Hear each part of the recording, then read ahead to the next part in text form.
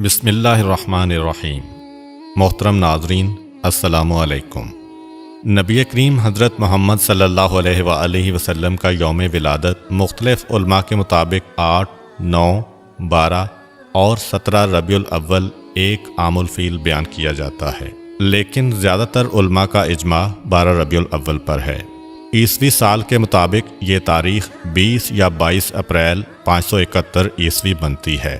جس وقت حضور اکرم صلی اللہ علیہ وآلہ وسلم اس دنیا میں تشریف لائے، اس وقت قمری مہینے یعنی محرم، صفر، ربیع الاول وغیرہ تو تھے، لیکن سالوں کی اسلامی تقویم کا نظام نہیں تھا۔ چونکہ اسلامی تقویم کا نظام نہیں تھا، لہٰذا کسی بھی بچے کی پیدائش کو بیان کرنے کے لیے کہا جاتا کہ فلاں واقعہ کے اتنے عرصہ بعد فلاں بچہ پیدا ہوا۔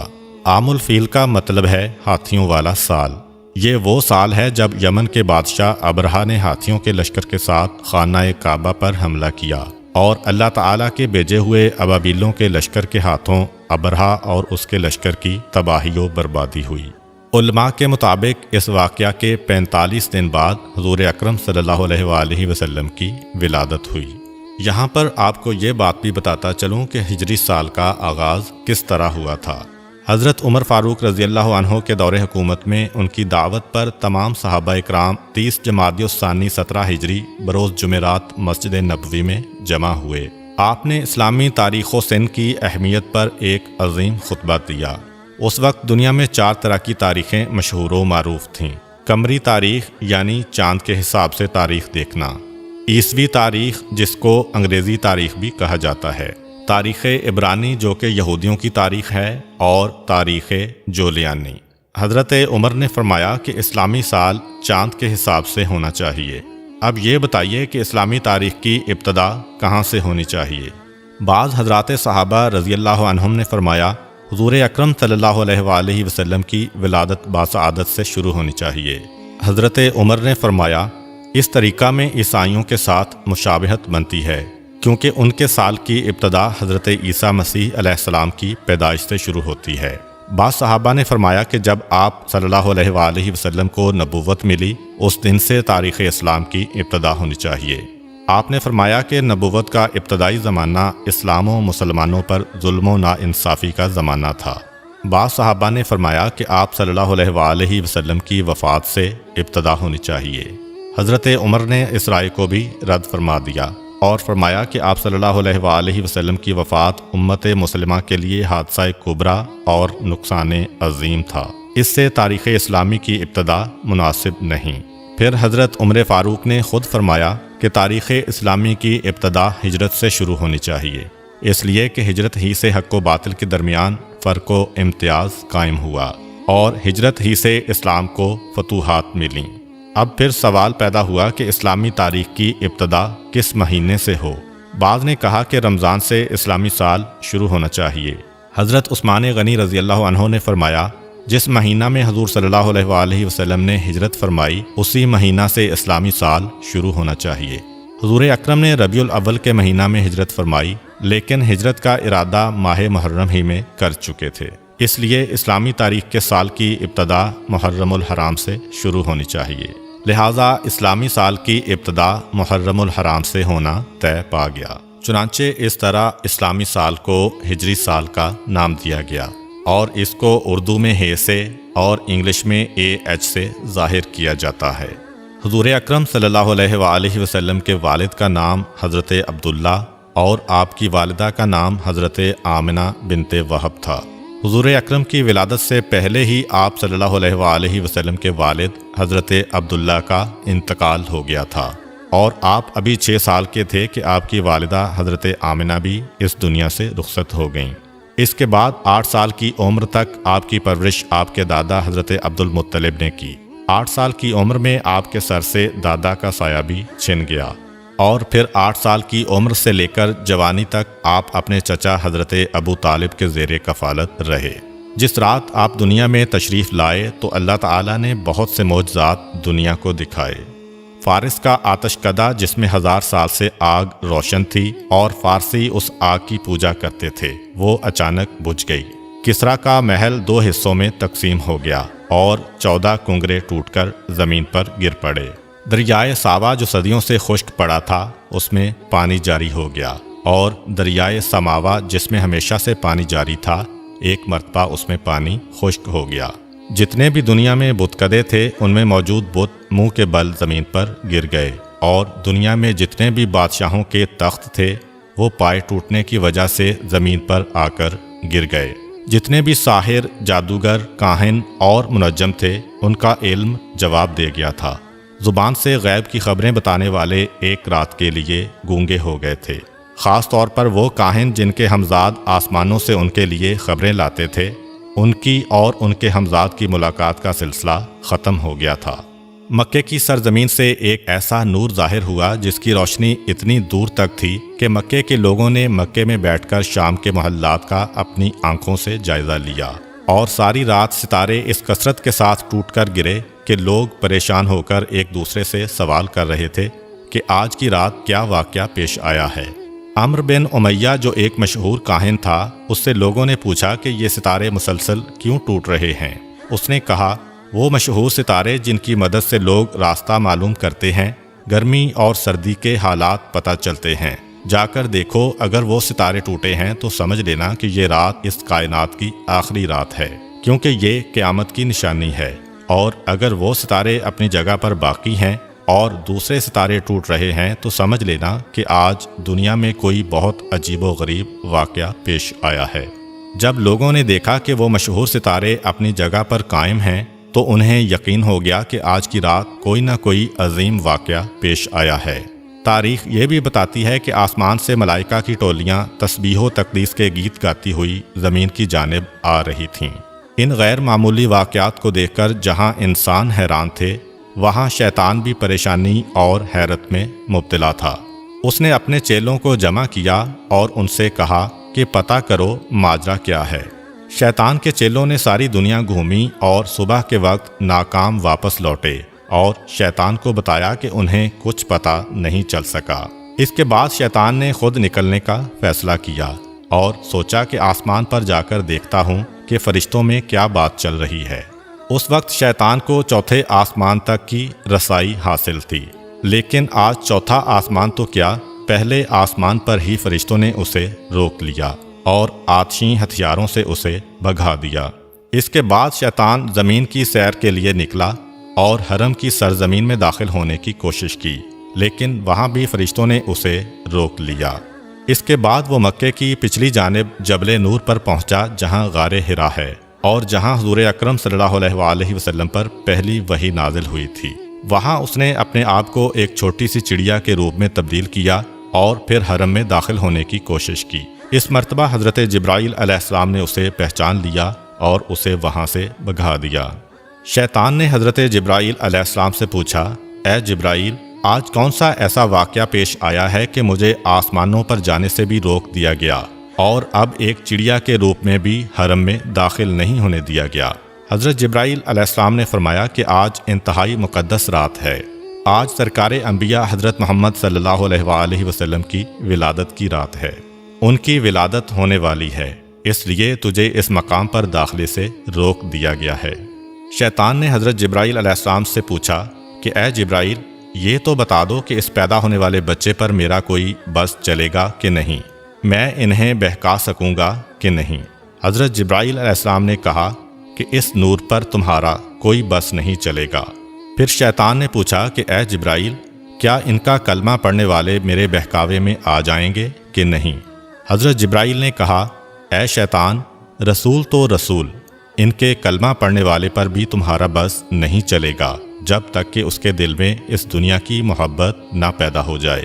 جب دنیا کی محبت پیدا ہو گئی تو شیطان اس کو اپنا غلام بنا لے گا۔ حضور اکرم صلی اللہ علیہ وآلہ وسلم کی والدہ جناب آمنہ کہتی ہیں کہ دوران حمل مجھے کبھی کوئی گرانی یا تکلیف محسوس نہیں ہوئی، اور نہ کبھی کوئی ایسا احساس ہوا جو پہلے بچے کی ولادت کے وقت عرب کی عام عورتیں بیان کیا کرتی تھیں۔ آپ فرماتی ہیں کہ میں اور فاطمہ بنت اسد کمرے میں بیٹھی تھیں کہ اچانک کمرے کی روشنی میں اضافہ ہونے لگا اور ایسا لگا کہ یہ کمرہ آنکھوں سے پوشیدہ ہوتا جا رہا ہے۔ جناب فاطمہ بنت اسد یہ منظر دیکھ کر گھبرا گئیں، اپنی جگہ سے اٹھیں کہ گھر کے مردوں کو جا کر بتائیں۔ حضرت ابو طالب کو آواز دی اور جو دیکھا تھا وہ بیان کیا۔ حضرت ابو طالب نے کہا، فاطمہ گھبراؤ نہیں، یہ سارا منظر اس نور کی وجہ سے ہے جو اس دنیا میں تشریف لانے والا ہے۔ حضرت آمنہ کہتی ہیں کہ ادھر حضرت فاطمہ بنت اسد باہر نکلیں، ادھر ایک سفید پرندہ نظر آنے لگا۔ عجیب بات یہ ہے کہ مکان کی چھت بھی غائب ہو گئی ہے اور ہر طرف اس قدر نور ہے کہ جس نے میرے ارد گرد کی تمام چیزوں کو پوشیدہ کر دیا ہے، اور اب میں گویا 7ویں آسمان تک کا مشاہدہ کر رہی ہوں۔ جناب آمنہ کہتی ہیں کہ اس وقت ایک سفید پرندہ آیا، اس نے اپنے جسم کو میری پیشانی سے مس کیا۔ جیسے ہی اس نے اپنا جسم میری پیشانی کے ساتھ مس کیا، میرے گرد جتنا نور تھا وہ سمٹ کر میری پیشانی میں جمع ہو گیا۔ جناب آمنہ نے آسمانوں کا نظارہ کر لیا اور اس کے بعد ان کو اپنا کمرہ دوبارہ نظر آنے لگا۔ جناب فاطمہ بنت اسد بھی اس وقت دوبارہ تشریف لا چکی تھیں۔ جناب آمنہ کہتی ہیں کہ اس وقت 4 عورتیں میرے پاس آئیں جن کے ہاتھ میں شیشے کے گلاس اور صراحیاں تھیں۔ انہوں نے مجھے سلام کیا اور کہا کہ ہم جنت کی حوریں ہیں اور حکم پروردگار سے آپ کے پاس تشریف لائی ہیں۔ یہ جنت کا شربت ہے، اسے نوش فرما لیں۔ حضرت آمنہ نے وہ شربت پیا تو ایک لمحے کے لیے دنیا سے غافل ہو گئیں، اور جیسے ہی ہوش میں آتی ہیں تو کیا دیکھتی ہیں کہ ان کا بچہ ان کے پاس اس انداز میں سجدے کی حالت میں ہے کہ اس کا بایاں ہاتھ زمین پر ہے اور دایاں ہاتھ آسمان کی طرف بلند ہے۔ اس کی پیشانی خانہ خدا کی جانب ہے، اور جیسے ہی وہ سجدہ سے اٹھا اس کی پیشانی سے ایسا نور ظاہر ہوا کہ میں نے اور میری بہن فاطمہ نے اسی نور کی روشنی میں ایک طرف یمن کے سرخ محل دیکھے تو دوسری جانب بصرہ اور شام کے علاقے کو دیکھا، اور تیسری جانب ایران کے محلات ہماری آنکھوں کے سامنے آ گئے۔ حضرت آمنہ فرماتی ہیں کہ میرے ہاں بچے کی ولادت ہوئی اور مجھے پتہ بھی نہ چلا کہ یہ بچہ کس وقت دنیا میں ظاہر ہوا۔ اس کے بعد مسلسل میرے کانوں میں لوگوں کے سلام کی آوازیں آنے لگیں، السلام علیکہ یا محمد، السلام علیکہ یا احمد۔ میں نے ان 4 حوروں سے پوچھا کہ یہ کون لوگ ہیں جو سلام کر رہے ہیں؟ انہوں نے کہا کہ یہ فرشتوں کی ٹولیاں ہیں جو سلام کرنے آ رہی ہیں۔ اس کے بعد ان 4 حوروں نے کہا کہ ہم اس امانت کو جبرائیل و میکائیل علیہم السلام کے سپرد کر کے واپس جا رہی ہیں۔ ان 4 حوروں میں سے ایک نے بچے کو اپنے ہاتھوں پر لیا اور پھر آنے والے ایک نوجوان کی گود میں ڈال دیا۔ مجھے بتایا گیا کہ یہ حضرت جبرائیل علیہ السلام ہیں، ان کے ساتھ حضرت میکائیل علیہ السلام ہیں، اور دونوں کے ہاتھ میں جنت کے پانی سے بھرے ہوئے لوٹے تھے۔ انہوں نے اس پانی کو بچے کے اوپر ڈالنا شروع کیا اور فرمایا، اے آمنہ، اس بچے کو اس پانی کی ضرورت نہیں ہے کیونکہ یہ پاک و پاکیزہ ہے، اسے غسل کرنے کی ضرورت نہیں ہے، مگر ہم نور و صفا میں زیادتی کے لیے اس پانی سے غسل دے رہے ہیں۔ جناب آمنہ کہتی ہیں کہ میں نے دیکھا کہ بچہ ختنہ شدہ ہے، ناف کٹی ہوئی ہے اور پاک و پاکیزہ ہے۔ حضرت جبرائیل و میکائیل علیہم السلام ابھی نہلا کے فارغ ہوئے تھے، اچانک آسمان سے ایک سفید رنگ کا بادل نمودار ہوا اور اس نے اس بچے کو چھپا لیا۔ اس کے بعد میرے کان میں کسی نے کہا کہ اسے لے جاؤ اور دنیا کے پہاڑ اور جنگل دکھاؤ، اور ہر ایک سے کہو کہ یہ تمہارا آقا اور سردار ہے، تمہیں اس کی اطاعت کرنا ہے۔ ایک لمحے بعد وہ بادل جس نے بچے کو پوشیدہ کیا ہوا تھا ہٹا، اور بچہ سبز رنگ کے ایک گہوارے میں لیٹا ہوا نظر آیا۔ مجھے نہیں پتا کہ یہ گہوارہ بھی کہاں سے آیا۔ بچے کے ہاتھ میں 3 چابیاں ہیں، اور کسی نے بآواز بلند کہا، اس میں سے ایک چابی فتح و نصرت کی ہے، دوسری چابی دنیا کے نفعات کی ہے، جو اس کے ساتھ چلے گا وہ نفع حاصل کرے گا، اور جو اس سے منہ موڑے گا وہ نقصان اٹھائے گا، تیسری چابی نبوت کی چابی ہے، پس نبوت کے سلسلے کو اس نے قفل لگا دیا، اس کے بعد کوئی نبی نہیں آئے گا۔ یکایک میں نے دیکھا کہ ایک دوسرا بادل نیچے آیا اور اس نے پھر اس بچے کو پوشیدہ کر دیا۔ پھر کسی نے میرے کان میں کہا، اسے لے جاؤ اور دنیا میں جتنے چرندے، پرندے، درندے، اولیاء اور نیک انسان ہیں ان سب کو اس کی پہچان کراؤ اور ان سے کہو کہ یہ تمہارے آقا و سردار ہیں، تمہیں اس کی اطاعت کرنا ہے۔ تھوڑی دیر بعد وہ بادل بھی ہٹ گیا اور میرا بچہ اسی انداز میں گہوارے میں لیٹا ہوا ہے، اور اب اس کے سرہانے 3 آدمی کھڑے ہیں۔ ان میں سے ایک کے ہاتھ میں شیشے کی بنی ہوئی ایک صراحی ہے، دوسرے کے ہاتھ میں موتیوں کا بنا ہوا ایک چوکور تشت ہے اور تیسرے کے ہاتھ میں ایک سفید رومال ہے۔ اسی وقت میری نگاہ میرے بچے کی جانب گئی تو میں نے دیکھا کہ میرے بچے کے دوسرے ہاتھ میں بھی ایک سفید رومال ہے، یعنی ایک ہاتھ میں 3 چابیاں ہیں اور دوسرے ہاتھ میں سفید رومال، اور کوئی کہہ رہا ہے کہ اب دنیا اس کے قبضے میں ہے، یہ دنیا میں جسے چاہے دنیا سے محروم کرے۔ پھر وہ 3 آدمی آگے بڑھے اور موتیوں کا تشت بچے کو پیش کیا اور کہا کہ اس میں سے جس حصے کو چاہو پکڑ سکتے ہو۔ بچے نے تشت کے بیچ میں ہاتھ ڈالا، جو بچے کی فطرت کے بالکل خلاف ہے، کیونکہ چاروں طرف سفید موتی لگے ہوئے ہیں اور درمیان والا حصہ خالی ہے۔ پکارنے والے نے پکارا کہ اس نے دنیا میں سے خانہ کعبہ کا انتخاب کر لیا ہے۔ پھر بچے کو اسی تشت میں بٹھایا گیا اور ان میں سے ایک آدمی نے بچے کو اسی پانی سے ایک مرتبہ پھر نہلایا جو جبرائیل علیہ السلام لے کر آئے تھے۔ پھر میں نے دیکھا کہ تیسرے آدمی نے اس سفید رومال کو کھولا، اس میں سے ایک انگوٹھی نکلی، اس انگوٹھی کو بچے کے دونوں شانوں کے درمیان رکھ کر دبایا، اور جب انگوٹھی کو وہاں سے ہٹایا تو مہر نبوت وہاں پر ثبت ہو چکی تھی۔ اس وقت پکارنے والے نے پکارا کہ یہ رضوان جنت ہے جو اس وقت رسول کو غسل دینے کے لیے آیا تھا۔ یکا یک میں نے دیکھا کہ وہ تینوں اس مکان سے غائب ہو گئے۔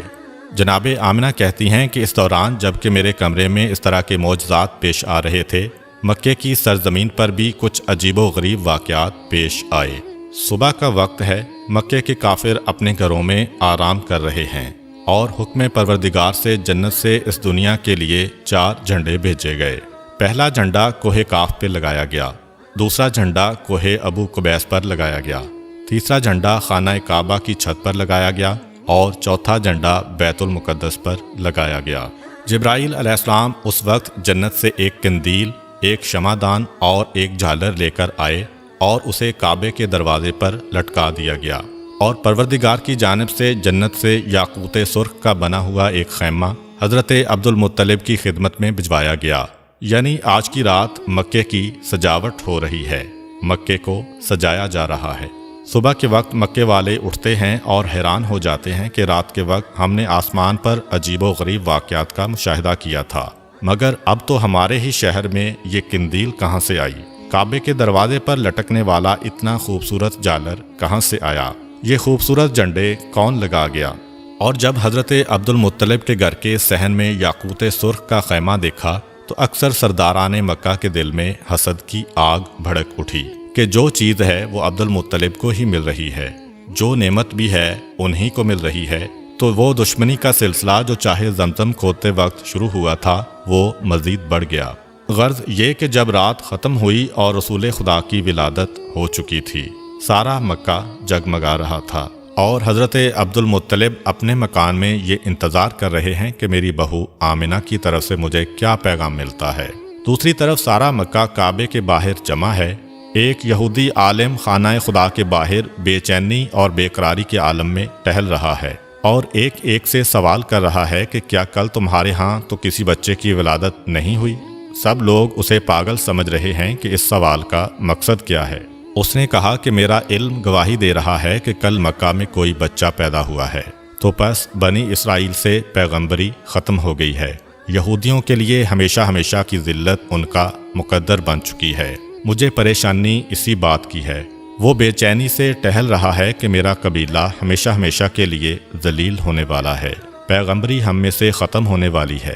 بار بار آتا ہے اور ہر ایک سے سوال کرتا ہے کہ خدا کے لیے بتا دو، تم میں سے کسی کے ہاں بچے کی ولادت تو نہیں ہوئی؟ ہر ایک نام میں جواب دیتا ہے۔ آخر میں گھبرا کے کہتا ہے کہ کوئی یہاں آنے سے باقی تو نہیں بچا؟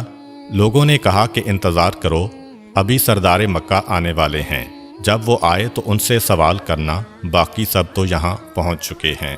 یہودی عالم کو پتہ چلا کہ حضرت عبد المطلب کے ہاں پوتے کی پیدائش ہوئی ہے۔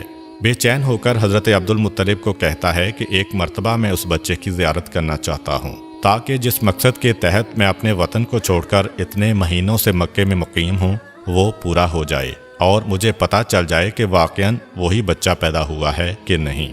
جناب عبد المطلب اس عالم کی بے چینی کو دیکھتے ہوئے پیغمبر اسلام کو ایک گہوارے میں لے کے آتے ہیں۔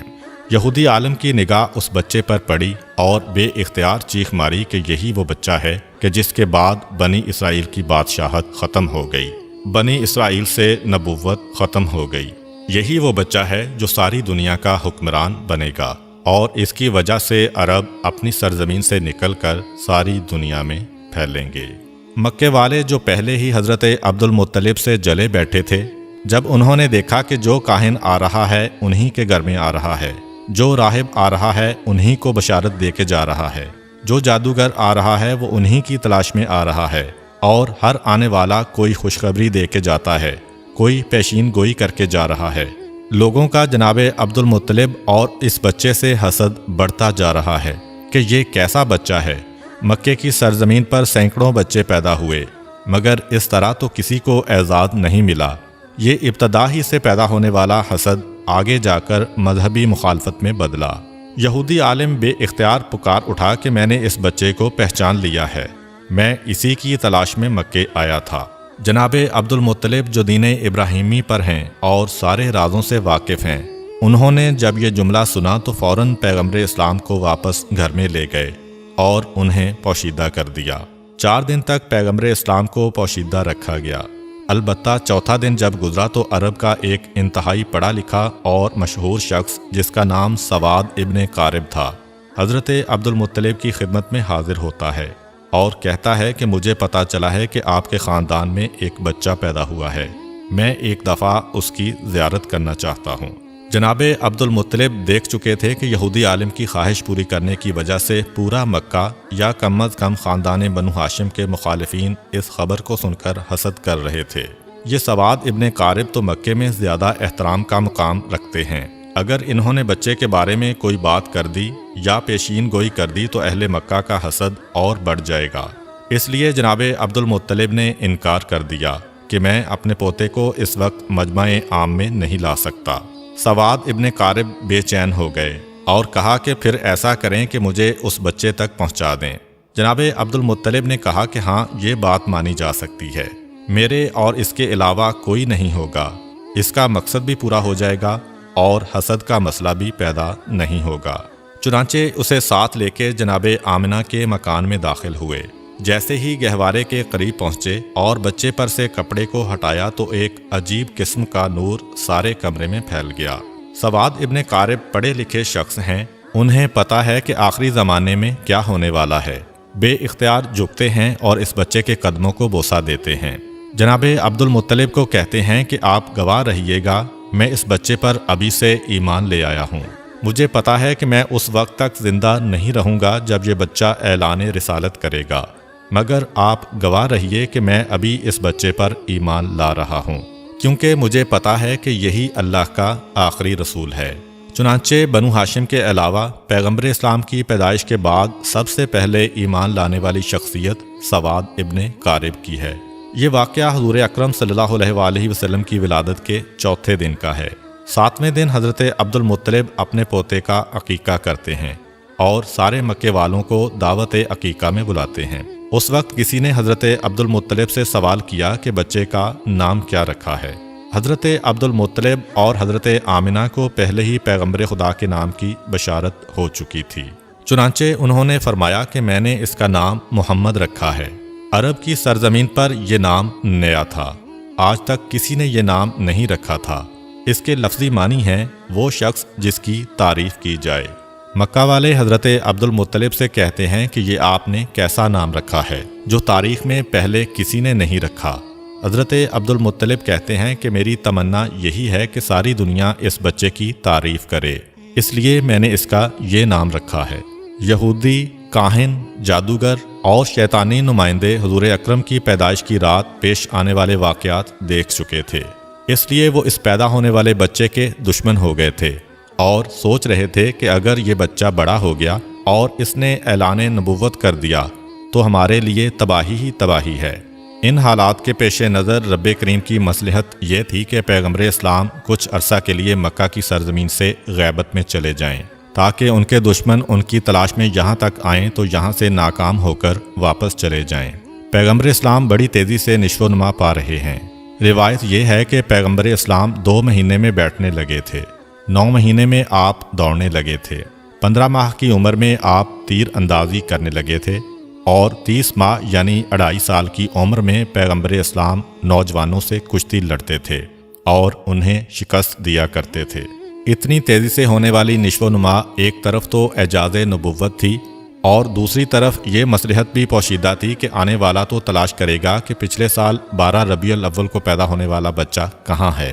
اس کے ذہن میں یہی ہوگا کہ 1 سال کا بچہ ہے، ابھی چلنے کے قابل ہوا ہوگا۔ چنانچہ اگر پیغمبر اسلام پر اس کی نگاہ پڑے تو شاید وہ نظر انداز کر جائے۔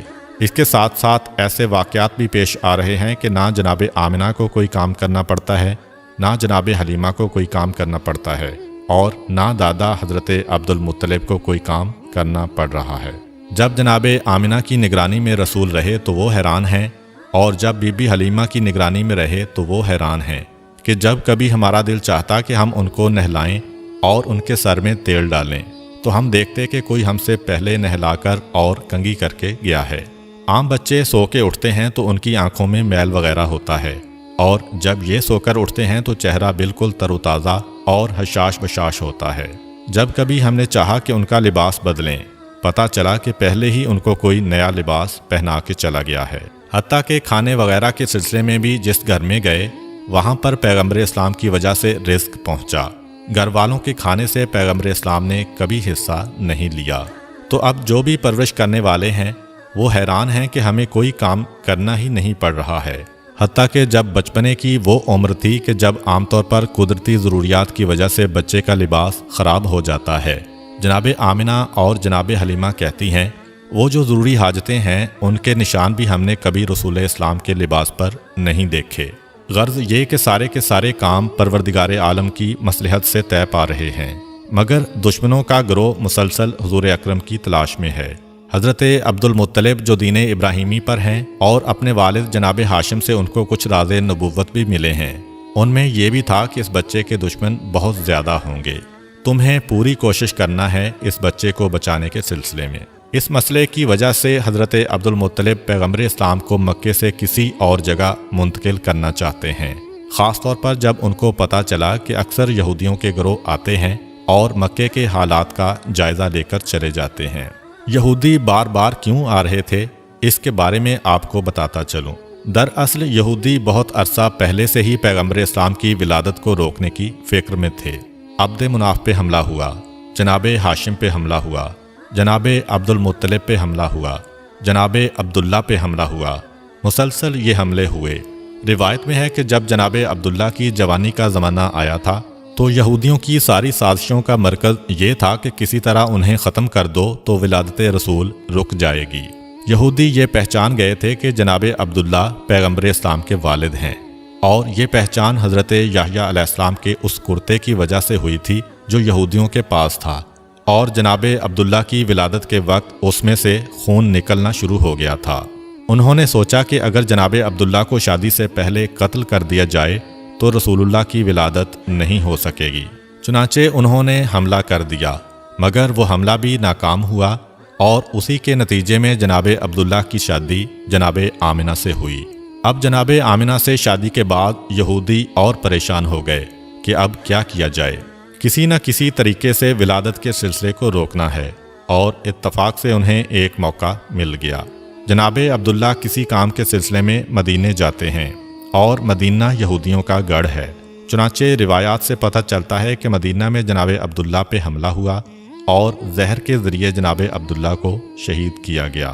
اب یہودیوں کو ایک اطمینان تو ہو گیا کہ پیغمبر اسلام کے والد تو شہید ہو گئے، صرف ایک بات کا پتہ کرنا ہے کہ ان کے ہاں کوئی اولاد ہے یا نہیں۔ اگر یہ پتہ چل جائے کہ یہ بے اولاد تھے تو گھر میں جا کر اطمینان سے سونا، اور اگر یہ پتہ چلے کہ ان کے ہاں کوئی اولاد ہے تو پھر اس کے قتل کا انتظام کرنا ہوگا۔ یہودیوں کا ایک گروہ بنا، یہ لوگ خاص اس کام کے لیے مدینہ سے مکہ آئے۔ وہاں آ کر تحقیق کی تو اطمینان کا سانس لیا جب پتہ چلا کہ وہ لاولد تھے، ان کے ہاں کوئی اولاد نہیں تھی۔ چنانچہ بڑے اطمینان سے واپس مدینے گئے۔ مدینے پہنچ کر مدینہ سے لے کر شام تک جہاں جہاں یہودی پھیلے ہوئے تھے سب کو یہ خوشخبری پہنچا دی گئی کہ مبارک ہو، ہمارے لیے جو خطرہ تھا وہ خطرہ ٹل گیا ہے۔ حضرت یحییٰ علیہ السلام کے کرتے سے جو خون نکل رہا تھا اب وہ خون سوکھ گیا ہے، جس سے یہ یقین ہو گیا کہ پیغمبر کے والد کا انتقال ہو گیا ہے اور ان کے ہاں کوئی اولاد بھی نہیں ہے، جس کا مطلب یہ ہے کہ اب آخری رسول پیدا نہیں ہوں گے۔ یہ خوشخبری ساری دنیا یہود میں پھیلا دی گئی۔ مدینہ سے لے کر شام تک جشن منایا گیا اور یہودی بڑے مطمئن تھے، مگر ان سے ایک بنیادی غلطی یہ ہوئی کہ یہ تو معلوم کر لیا کہ پیغمبر اسلام اس دنیا میں نہیں آئے، یہ تو پتہ چلا لیا کہ عبداللہ کے ہاں کوئی اولاد نہیں تھی، مگر یہ معلوم کرنا بھول گئے کہ کیا ایسا تو نہیں ہے کہ جناب عبداللہ کی بیوی حضرت آمنہ حاملہ ہوں اور کچھ مہینے کے بعد بچہ پیدا ہو جائے۔ اس طرف ان کا خیال گیا ہی نہیں۔ یہ دیکھ کر مطمئن ہو کر گھر چلے گئے کہ عبداللہ کے ہاں کوئی اولاد نہیں ہے، لیکن جب 12 ربیع الاول کو عجیب و غریب واقعات پیش آئے، عوام کو اتنی معلومات نہیں ہے، لیکن یہودی علماء پریشان ہو کر بیٹھے ہیں، کیونکہ انہوں نے اپنی کتابوں میں پڑھا ہوا ہے کہ یہ سارے واقعات اس زمانے کے ہیں جب آخری رسول پیدا ہوگا۔ مگر یہ کیا ہوا؟ آخری رسول کیسے پیدا ہو گیا؟ کیونکہ آخری رسول کے والد کو ہم نے پورے یقین کے ساتھ قتل کیا کہ یہی رسول کے والد ہیں، اور حضرت یحییٰ کے کرتے نے بھی گواہی دی کہ یہی والد ہیں۔ یہ بھی ہم نے پتہ چلا لیا کہ ان کے ہاں کوئی اولاد نہیں ہے، پھر یہ رسول کہاں سے آ گئے؟ اب پریشان ہیں کیونکہ ان کی کتاب میں لکھا ہوا ہے کہ آخری رسول عبداللہ کے ہاں پیدا ہوں گے اور یہ عجیب و غریب واقعات پیش آئیں گے۔ اب حیران ہیں کہ عبداللہ کے ہاں تو رسول پیدا نہیں ہوئے، اور اگر کسی اور کے ہاں پیدا ہوئے ہیں تو یہ ہماری کتاب کے برعکس ہے۔ فوراً ایک گروہ بنایا گیا تاکہ وہ مکہ میں جا کر تحقیق کرے۔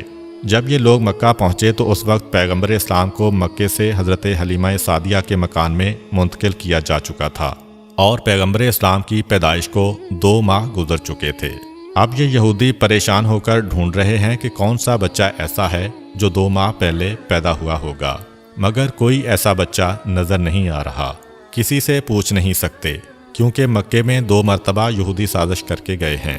جناب عبداللہ پر بھی حملہ انہوں نے کروایا تھا، اور ان کے بعد جناب آمنہ کے بارے میں بھی تحقیق ان لوگوں نے کروائی تھی۔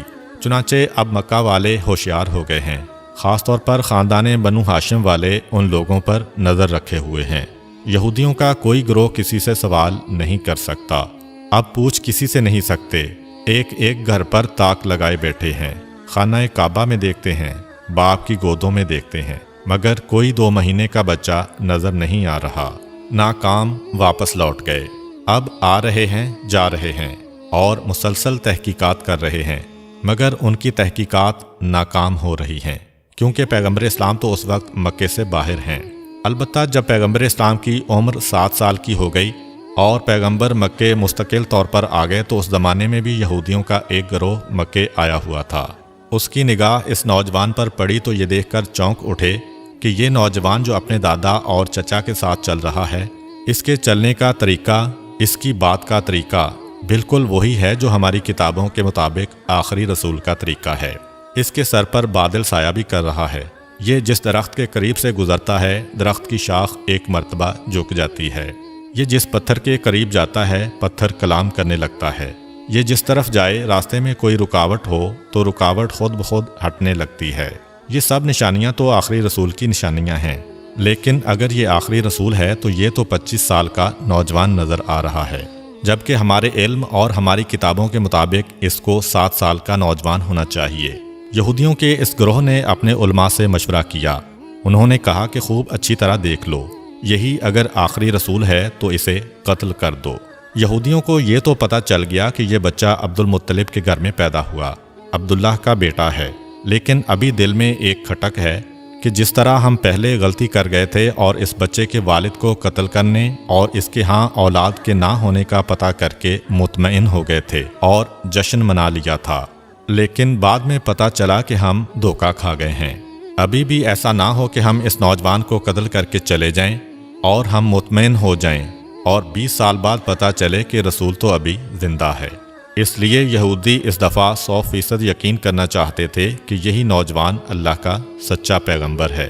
یہودیوں نے اپنی کتاب میں پڑھا ہوا تھا اور ان کو اس بات کی معرفت تھی کہ جو بھی اللہ کا رسول ہوگا، چاہے پہلا ہو یا آخری، لقمہ حرام اس کے حلق سے نیچے نہیں اتر سکتا، بلکہ حلق تو کیا اس کے ہونٹوں کو بھی نہیں چھو سکتا۔ حرام کے علاوہ رزق مشتبہ یعنی ایسا رزق جس کا پتہ نہ ہو کہ حلال ہے یا حرام، وہ بھی رسول کے ہونٹ کو نہیں چھو سکتا۔ چنانچہ انہوں نے ایک بڑا عجیب منصوبہ بنایا۔ مکے میں ایک بیوہ عورت رہتی تھی جس کا نام زبیدہ تھا۔ اس نے ایک چھوٹا سا مرغی فارم بنایا ہوا تھا اور وہ مرغیوں کے انڈے بیچ کے گزارا کیا کرتی تھی، اور جو مرغی انڈے دینے کے قابل نہ رہتی اسے وہ ذبح کرنے کے لیے بیچا کرتی تھی۔ یہودیوں نے سوچا کہ یہ ایک ایسا امتحان ہے جس سے ہمیں یقین ہو سکتا ہے، چنانچہ رات کے وقت زبیدہ کے گھر میں نقب لگا کر کچھ مرغیاں چوری کر کے لائے، اور جو مرغیاں چرا کر لائے ان کے بارے میں دو نیتیں کیں۔ کچھ مرغیاں چوری کی نیت سے چرائیں اور کچھ کے بارے میں سوچا کہ ہم بعد میں ان کی قیمت زبیدہ کو ادا کر دیں گے۔ اب جو چوری کی نیت سے لیں وہ تو رزق حرام ہو گیا، جو اس نیت سے لیں کہ بعد میں پیسے دے دیں گے یہ رزق مشتبہ ہو گیا، کیونکہ پتہ نہیں زبیدہ راضی ہو کہ نہ ہو۔ خود سے دل میں فیصلہ کر کے کسی کی چیز اٹھا لینا اگر حرام کی منزل پر نہ ہو تو مشتبہ ضرور ہے۔ اگلے دن جناب عبد المطلب کو دعوت دی گئی کہ آپ مکہ کے سردار اور خانہ کعبہ کے متولی ہیں، ایک قابل احترام شخصیت ہیں، ہم باہر سے آئے ہوئے مہمان ہیں، ہمارا دل چاہتا ہے کہ آپ ہمارے ساتھ ایک وقت کا کھانا کھائیں۔ اسلام میں کسی کا تحفہ یا دعوت رد کرنے کی سخت ممانعت ہے، چنانچہ حضرت عبد المطلب نے دعوت قبول کر لی۔ یہودیوں کا اصل مقصد تو پیغمبر اسلام کا امتحان لینا تھا، اس لیے حضرت عبد المطلب سے کہنے لگے کہ آپ اکیلے دعوت میں نہیں آئیں گے بلکہ خاندان بنو ہاشم کے سارے مرد آئیں گے، خاص طور پر آپ کے سب بیٹے اور پوتے ضرور آئیں۔ حضرت عبد المطلب نے کہا کہ تم نہ بھی کہتے تو میری شرط یہی ہوتی، کیونکہ میں اپنے پوتے کے بغیر کسی دعوت میں شریک نہیں ہوتا۔ یہودیوں کے تو دل کی ہو گئی، چنانچہ کھانے کا انتظام کیا گیا۔ اب یہودیوں نے یہ ذہن میں رکھا کہ یہ حرام والی مرغی ہے، یہ مشتبہ والی مرغی ہے۔ دسترخوان لگا دیا گیا۔ یہودیوں نے حضرت عبد المطلب سے کہا کہ اے رئیس مکہ، دعوت آپ کے اعزاز میں ہے، کھانے کا آغاز کیجیے۔ کہا کہ نہیں، جب تک میرا پوتا کھانا شروع نہیں کرے گا ہم لوگ کھانا نہیں کھاتے۔ اب یہودیوں کو تو چاہیے ہی یہ تھا، ساری توجہ رسول کی طرف ہو گئی۔ رسول اللہ سے کہتے ہیں کہ آپ بسم اللہ کیجیے۔ رسول خدا جواب دیتے ہیں کہ نہیں، یہ رزق ہمارے لیے نہیں ہے، کھانا تو دور کی بات ہمارے ہونٹوں تک بھی نہیں پہنچ سکتا۔ حیران ہو کر کہا کہ یہ کیسے ممکن ہے؟ آپ نے فرمایا ہاں، یہ کھانا ہمارے لیے نہیں ہے۔ کہنے لگے کہ ہمیں اجازت دیجیے، ہم آپ کو کھانا کھلائیں گے، دیکھتے ہیں کہ یہ کھانا کیسے نہیں پہنچتا۔ پیغمبر مسکرا کر کہتے ہیں کہ ٹھیک ہے، اگر کھلا سکتے ہو تو کھلاؤ۔ اب یہودیوں نے روٹی اور گوشت کے ساتھ نوالا بنا کے پیغمبر اسلام کی جانب بڑھایا، مگر عجیب بات یہ ہے کہ جیسے ہی وہ نوالا حضور کے ہونٹوں کے قریب پہنچا تو ایسا لگا کہ کسی نے زبردستی ہاتھ پکڑ کے کھول دیا ہو اور نوالا دسترخوان پر گر پڑا۔ ایک مرتبہ، 2 مرتبہ، حتیٰ کہ 10 مرتبہ کوشش کی گئی، مگر یہ نوالا پیغمبر کے ہونٹوں سے مس نہ ہو سکا۔ قریب پہنچ جاتا ہے لیکن ہاتھ کھلتا ہے اور نیچے گر جاتا ہے۔ یہودی بظاہر تو پریشان ہیں لیکن دل میں خوش ہیں کہ آدھی علامت تو پوری ہو گئی، یہ حرام والا کھانا تھا۔ اب مشتبہ کھانا لے کے آتے ہیں۔ پھر پیغمبر سے کہا کہ آغاز کیجئے۔ پیغمبر اسی اطمینان سے جواب دیتے ہیں کہ یہ ہمارے لیے نہیں ہے۔ یہودی کہتے ہیں کہ ہم کھلائیں۔ پیغمبر نے کہا چلو ٹھیک ہے، پھر کوشش کر کے دیکھ لو۔ اب جب کوئی نوالا ہاتھ میں لے کر پیغمبر کے ہونٹ کے قریب لے جاتا ہے تو وہ یا دائیں نکل جاتا ہے یا بائیں نکل جاتا ہے، لیکن ہونٹ کے قریب نہیں جاتا۔ یہودی حضرت عبد المطلب سے کہتے ہیں کہ ہم نے تو خلوص سے دعوت دی تھی، لیکن پتہ نہیں یہ کیا ہو رہا ہے، کیا خدائی راز ہے اس میں۔ جناب عبد المطلب اور پیغمبر اسلام سمجھ گئے کہ کیا بات ہے، لیکن کہنے کا موقع نہیں ہے۔ خاندان بنو ہاشم اپنے گھر واپس چلا گیا اور یہودیوں کو یقین کامل ہو گیا کہ یہ رسول برحق ہے۔ چنانچہ اس کے بعد پھر سازشوں کا ایک سلسلہ شروع ہو گیا۔ یہی وجہ ہے کہ اس واقعے کے بعد جناب عبد المطلب پیغمبر اسلام کی اور زیادہ حفاظت کرنے لگے تھے اور اپنے سارے بیٹوں سے کہہ دیا تھا کہ اب یہودیوں کی ساری دشمنی کا نشانہ میرا پوتا ہوگا، تم لوگ گھر کے کسی کام سے اس کو باہر نہ بھیجنا۔ اس سے پہلے حضرت عبد المطلب بھیڑ بکریاں اور اونٹ چرانے کے لیے پیغمبر اسلام کو باہر بھیج دیتے تھے، لیکن آج یہ حکم جاری ہو گیا کہ خبردار، آج کے بعد کوئی میرے پوتے کو گھر سے باہر نہ بھیجے۔ یہی وجہ ہے کہ اس واقعے کے 1 سال بعد جب حضرت عبد المطلب کا آخری وقت قریب آیا تو اپنے سارے بیٹوں کو بلایا اور نصیحت کی کہ میں اس دنیا سے جا رہا ہوں، اپنے بارے میں مجھے کچھ نہیں کہنا ہے، میری ساری نصیحت میرے پوتے کے بارے میں ہے کہ اپنی جانیں دے کر بھی اس کی حفاظت کرنا۔ بہرحال یہودیوں کی تمام سازشوں کے باوجود اس موقع پر بھی اللہ تعالیٰ نے اپنے رسول کو محفوظ رکھا۔ اب واپس آتے ہیں رسول اکرم کی بچپن کی زندگی پر۔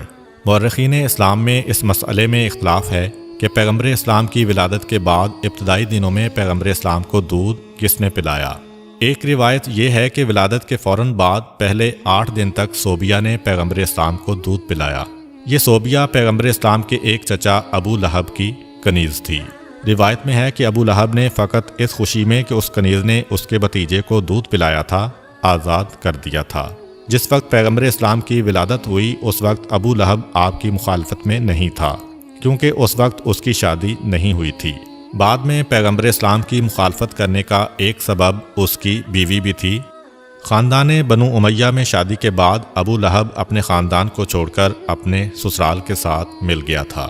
دوسری روایت کے مطابق پیغمبر اسلام کو حلیمہ سعدیہ کے سپرد کرنے سے پہلے چند دن دودھ حضرت آمنہ نے ہی پلایا تھا۔ اس کے بعد پیغمبر کو بی بی حلیمہ سعدیہ کے سپرد کر دیا گیا، جنہوں نے شرعی حکم کے مطابق 2 سال تک پیغمبر اسلام کو دودھ پلایا۔ روایت میں ہے کہ جس وقت حلیمہ سعدیہ نے پیغمبر اسلام کو دودھ پلایا اس وقت وہ دین ابراہیمی پر تھیں، اور اس وقت دین ابراہیمی ہی برحق دین تھا، چنانچہ اس پر ایمان رکھنے والا اللہ کے دین پر عمل کرنے والا مانا جاتا تھا۔ یعنی کہ کوئی یہ اعتراض نہیں کر سکتا کہ کسی مشرک یا کافر نے پیغمبر اسلام کو دودھ پلایا تھا۔ پیغمبر اسلام کی ولادت سے پہلے کا 1 سال پورے عرب اور مکہ والوں کے لیے بڑی پریشانی کا سال تھا۔ بارشیں کم ہوئی تھیں جس کی وجہ سے غلہ کم پیدا ہوا تھا۔ مکے والے بھی پریشان تھے، مکے کے باہر والے بھی پریشان تھے، مگر جس سال پیغمبر اسلام کی ولادت ہوئی مکہ انتہائی خوشحال ہو گیا۔ لیکن مکے کے باہر ابھی تک قحط پڑا ہوا تھا، جس کی وجہ سے آس پاس کے جو قبیلے تھے وہاں سے لوگ روزگار کے لیے مکے آ رہے تھے۔ جہاں ایک طرف مکہ میں قحط نہیں ہے اور غلہ کثرت کے ساتھ ہے، مگر دوسری طرف ایک پریشانی کھڑی ہو گئی کہ اسی زمانے میں مکے میں ایک وبائی بیماری پھیل گئی تھی، خاص طور پر بچے اس کی لپیٹ میں بہت جلدی آ رہے تھے۔ ایک سے دوسرے اور دوسرے سے تیسرے گھر میں یہ بیماری پھیلتی جا رہی تھی۔ تو یہ 2 سبب پیغمبر اکرم کی ولادت کے فوراً بعد پہلے ہفتے میں پیش آئے۔ پیغمبر اکرم کو پروردگار عالم نے ہر مصیبت و پریشانی سے دور کیا تھا، مگر والدین تو پریشان ہوں گے۔ اور دوسری بات کہ مکے کے باہر سے جو لوگ روزگار کی تلاش میں آ رہے ہیں ان کی مدد کرنا بھی ضروری ہے۔ اور تیسری بات، جیسا کہ پہلے ذکر ہوا ہے کہ یہودی جاسوس یہ دیکھنے کے لیے کہ آخری رسول پیدا ہوا ہے کہ نہیں مسلسل مکے آ رہے ہیں۔ ان حالات میں اب جتنا جلد پیغمبر اسلام کو مکے سے منتقل کیا جائے اتنا ہی ظاہری اعتبار سے رسول کی حفاظت کے لیے بہتر ہے۔ اگرچہ اللہ تعالیٰ ظاہر رکھ کر بھی پیغمبر کی حفاظت کر سکتا تھا، لیکن غیبت میں لے جانے میں بھی اللہ کی مصلحت ہے۔ 7ویں دن پیغمبر اسلام کا عقیقہ ہوتا ہے۔ عقیقے والے دن صبح کے وقت جناب آمنہ اپنے بستر پر لیٹی ہوتی ہیں کہ یکایک ایک بشارت ہوتی ہے۔ جناب آمنہ جو پیغمبر اسلام کی والدہ ہیں اور دین ابراہیمی پر ہیں، اتنا تو سمجھ سکتی ہیں کہ بشارت کیا ہے، یہ جو آواز آ رہی ہے یہ کہاں سے آ رہی ہے۔ بہرحال انہیں یہ بشارت ہوتی ہے کہ اپنے بچے کو اس عورت کے حوالے کرنا جس کا نام حلیمہ سعدیہ ہے۔ عقیقے کے اگلے دن یعنی ولادت کے 8ویں دن پیغمبر اسلام کو مکے سے منتقل کرنا ہے۔ جیسا کہ پہلے ذکر ہوا کہ مکے سے باہر قحط پڑا ہوا تھا، لیکن قحط نہ بھی پڑتا تب بھی عربوں کا یہ طریقہ تھا کہ سال میں 2 دفعہ موسم بہار میں یعنی سردی کے فوراً بعد اور موسم خزاں میں یعنی گرمی کے فوراً بعد جو آس پاس کے دیہات تھے وہاں کی عورتیں مکے میں آتی تھیں اور ایک ایک شخص کے دروازے پر جاتی تھیں کہ اگر آپ کا کوئی بچہ ہے تو ہمیں دیجئے، ہم اس کی پرورش کریں گی، اسے دودھ پلائیں گی، اور جو اجرت طے پائے اس پر بچہ ان کے حوالے کر دیا جاتا۔ تو مسلسل قحط کے زمانے میں تو اور زیادہ عورتیں آ رہی تھیں۔ 8ویں دن جناب عبد المطلب اپنے غلام کو بلا کر کہتے ہیں کہ جا کر مکے کے بازاروں میں، گلیوں میں اور جہاں یہ عورتیں جمع ہوتی ہیں وہاں جا کر معلوم کرو کہ کیا کوئی ایسی عورت ہے جو میرے اس بچے کو لے جانے کے لیے تیار ہو۔ ادھر غلام گیا ادھر جناب آمنہ کی کنیز آتی ہے اور کہتی ہے کہ ہماری ملکہ آمنہ نے یہ درخواست کی ہے کہ آپ جس کا بھی انتخاب کریں ایک دفعہ اسے میرے پاس ضرور بھیج دیجئے گا۔ مکے سے کچھ فاصلے پر قبیلہ بنی سعد عرب کا ایک بہت بڑا قبیلہ تھا۔ بی بی حلیمہ کا تعلق اسی قبیلے سے تھا، اسی نسبت سے نام ہو گیا حلیمہ سعدیہ۔ جناب حلیمہ سعدیہ کہتی ہیں کہ ہم لوگ اپنے دستور کے مطابق سال میں 2 دفعہ مکے جاتے تھے اور جانے کے بعد وہاں کے صاحبان دولت اور جو سردار ہیں ان کے بچوں کو لے کر آتے تھے۔ اس سال ہمیں جانے کی جلدی تھی کیونکہ ہمارے علاقے میں قحط شدید سے شدید ہوتا جا رہا تھا۔ جائیں گے تو کسی صاحب دولت کا کسی سردار کا بیٹا ملے گا تو ہماری پریشانی دور ہو جائے گی۔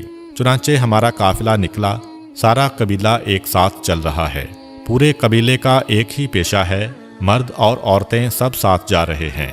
جناب حلیمہ سعدیہ کہتی ہیں کہ میں اس پورے سفر میں بے حد پریشان رہی، اس لیے کہ میں جس سواری پر سوار تھی وہ ایک گدھی تھی اور بیمار تھی، اس سے چلا نہیں جا رہا تھا، بڑی سست رفتاری سے چل رہی تھی۔ اب میں بھی شرمندہ کہ قبیلے والے میری وجہ سے پریشان ہیں۔ قبیلے والوں کے آپس میں ایسے تعلقات ہیں کہ کسی کو چھوڑ کر قبیلہ آگے بھی نہیں بڑھ سکتا۔ میرے سست جانور کی وجہ سے سارے قبیلے کو آہستہ آہستہ چلنا پڑ رہا ہے۔ اب اگرچہ کوئی زبان سے نہیں کہہ رہا، لیکن مجھے معلوم ہے کہ ان سب کو جلدی ہے کہ مکے جائیں اور پیسے لے کر آئیں تاکہ ان کی زندگی میں راحت و آسانی آئے۔ دوسرا میرا مسئلہ یہ تھا کہ قحط کی وجہ سے میرے پاس کھانے کے لیے تو کچھ تھا نہیں، اپنی غذا کے لیے فقط ایک اونٹنی تھی، اس کا دودھ نکال کے ہم لوگ پیا کرتے تھے۔ مگر آج کے دن اونٹنی بھی بیمار تھی اور اس کے پاس دودھ بھی زیادہ نہیں تھا۔ بہت تھوڑا سا دودھ جو ہم کبھی اس کے تھنوں سے نکالتے تھے وہ ہم سب استعمال کرتے تھے اور سب بھوکے رہ جاتے تھے۔ حالات ایسے ہیں کہ کوئی کسی سے کچھ مانگ بھی نہیں سکتا۔ اور تیسری پریشانی میرے ساتھ یہ ہوئی کہ خود میری گود میں جو بچہ تھا اس کو پلانے کے لیے بھی میرے پاس دودھ نہیں تھا، اس لیے کہ میرے دائیں سینے میں دودھ بالکل خشک ہو چکا تھا۔ بائیں سینے میں دودھ تھا مگر اتنا کم کہ میرا اپنا بچہ بھوکا رہ جاتا تھا۔ غذا بھی کم مل رہی ہے، ویسے بھی جناب حلیمہ کو اس وقت بیماری ہے۔ اب انتہائی پریشان کہ ہم چل تو رہے ہیں مگر ان ساری مصیبتوں کے ساتھ چل رہے ہیں، نتیجہ کیا ہوگا؟ خیر، آہستہ آہستہ چلتے ہوئے ہم مکہ میں داخل ہو گئے۔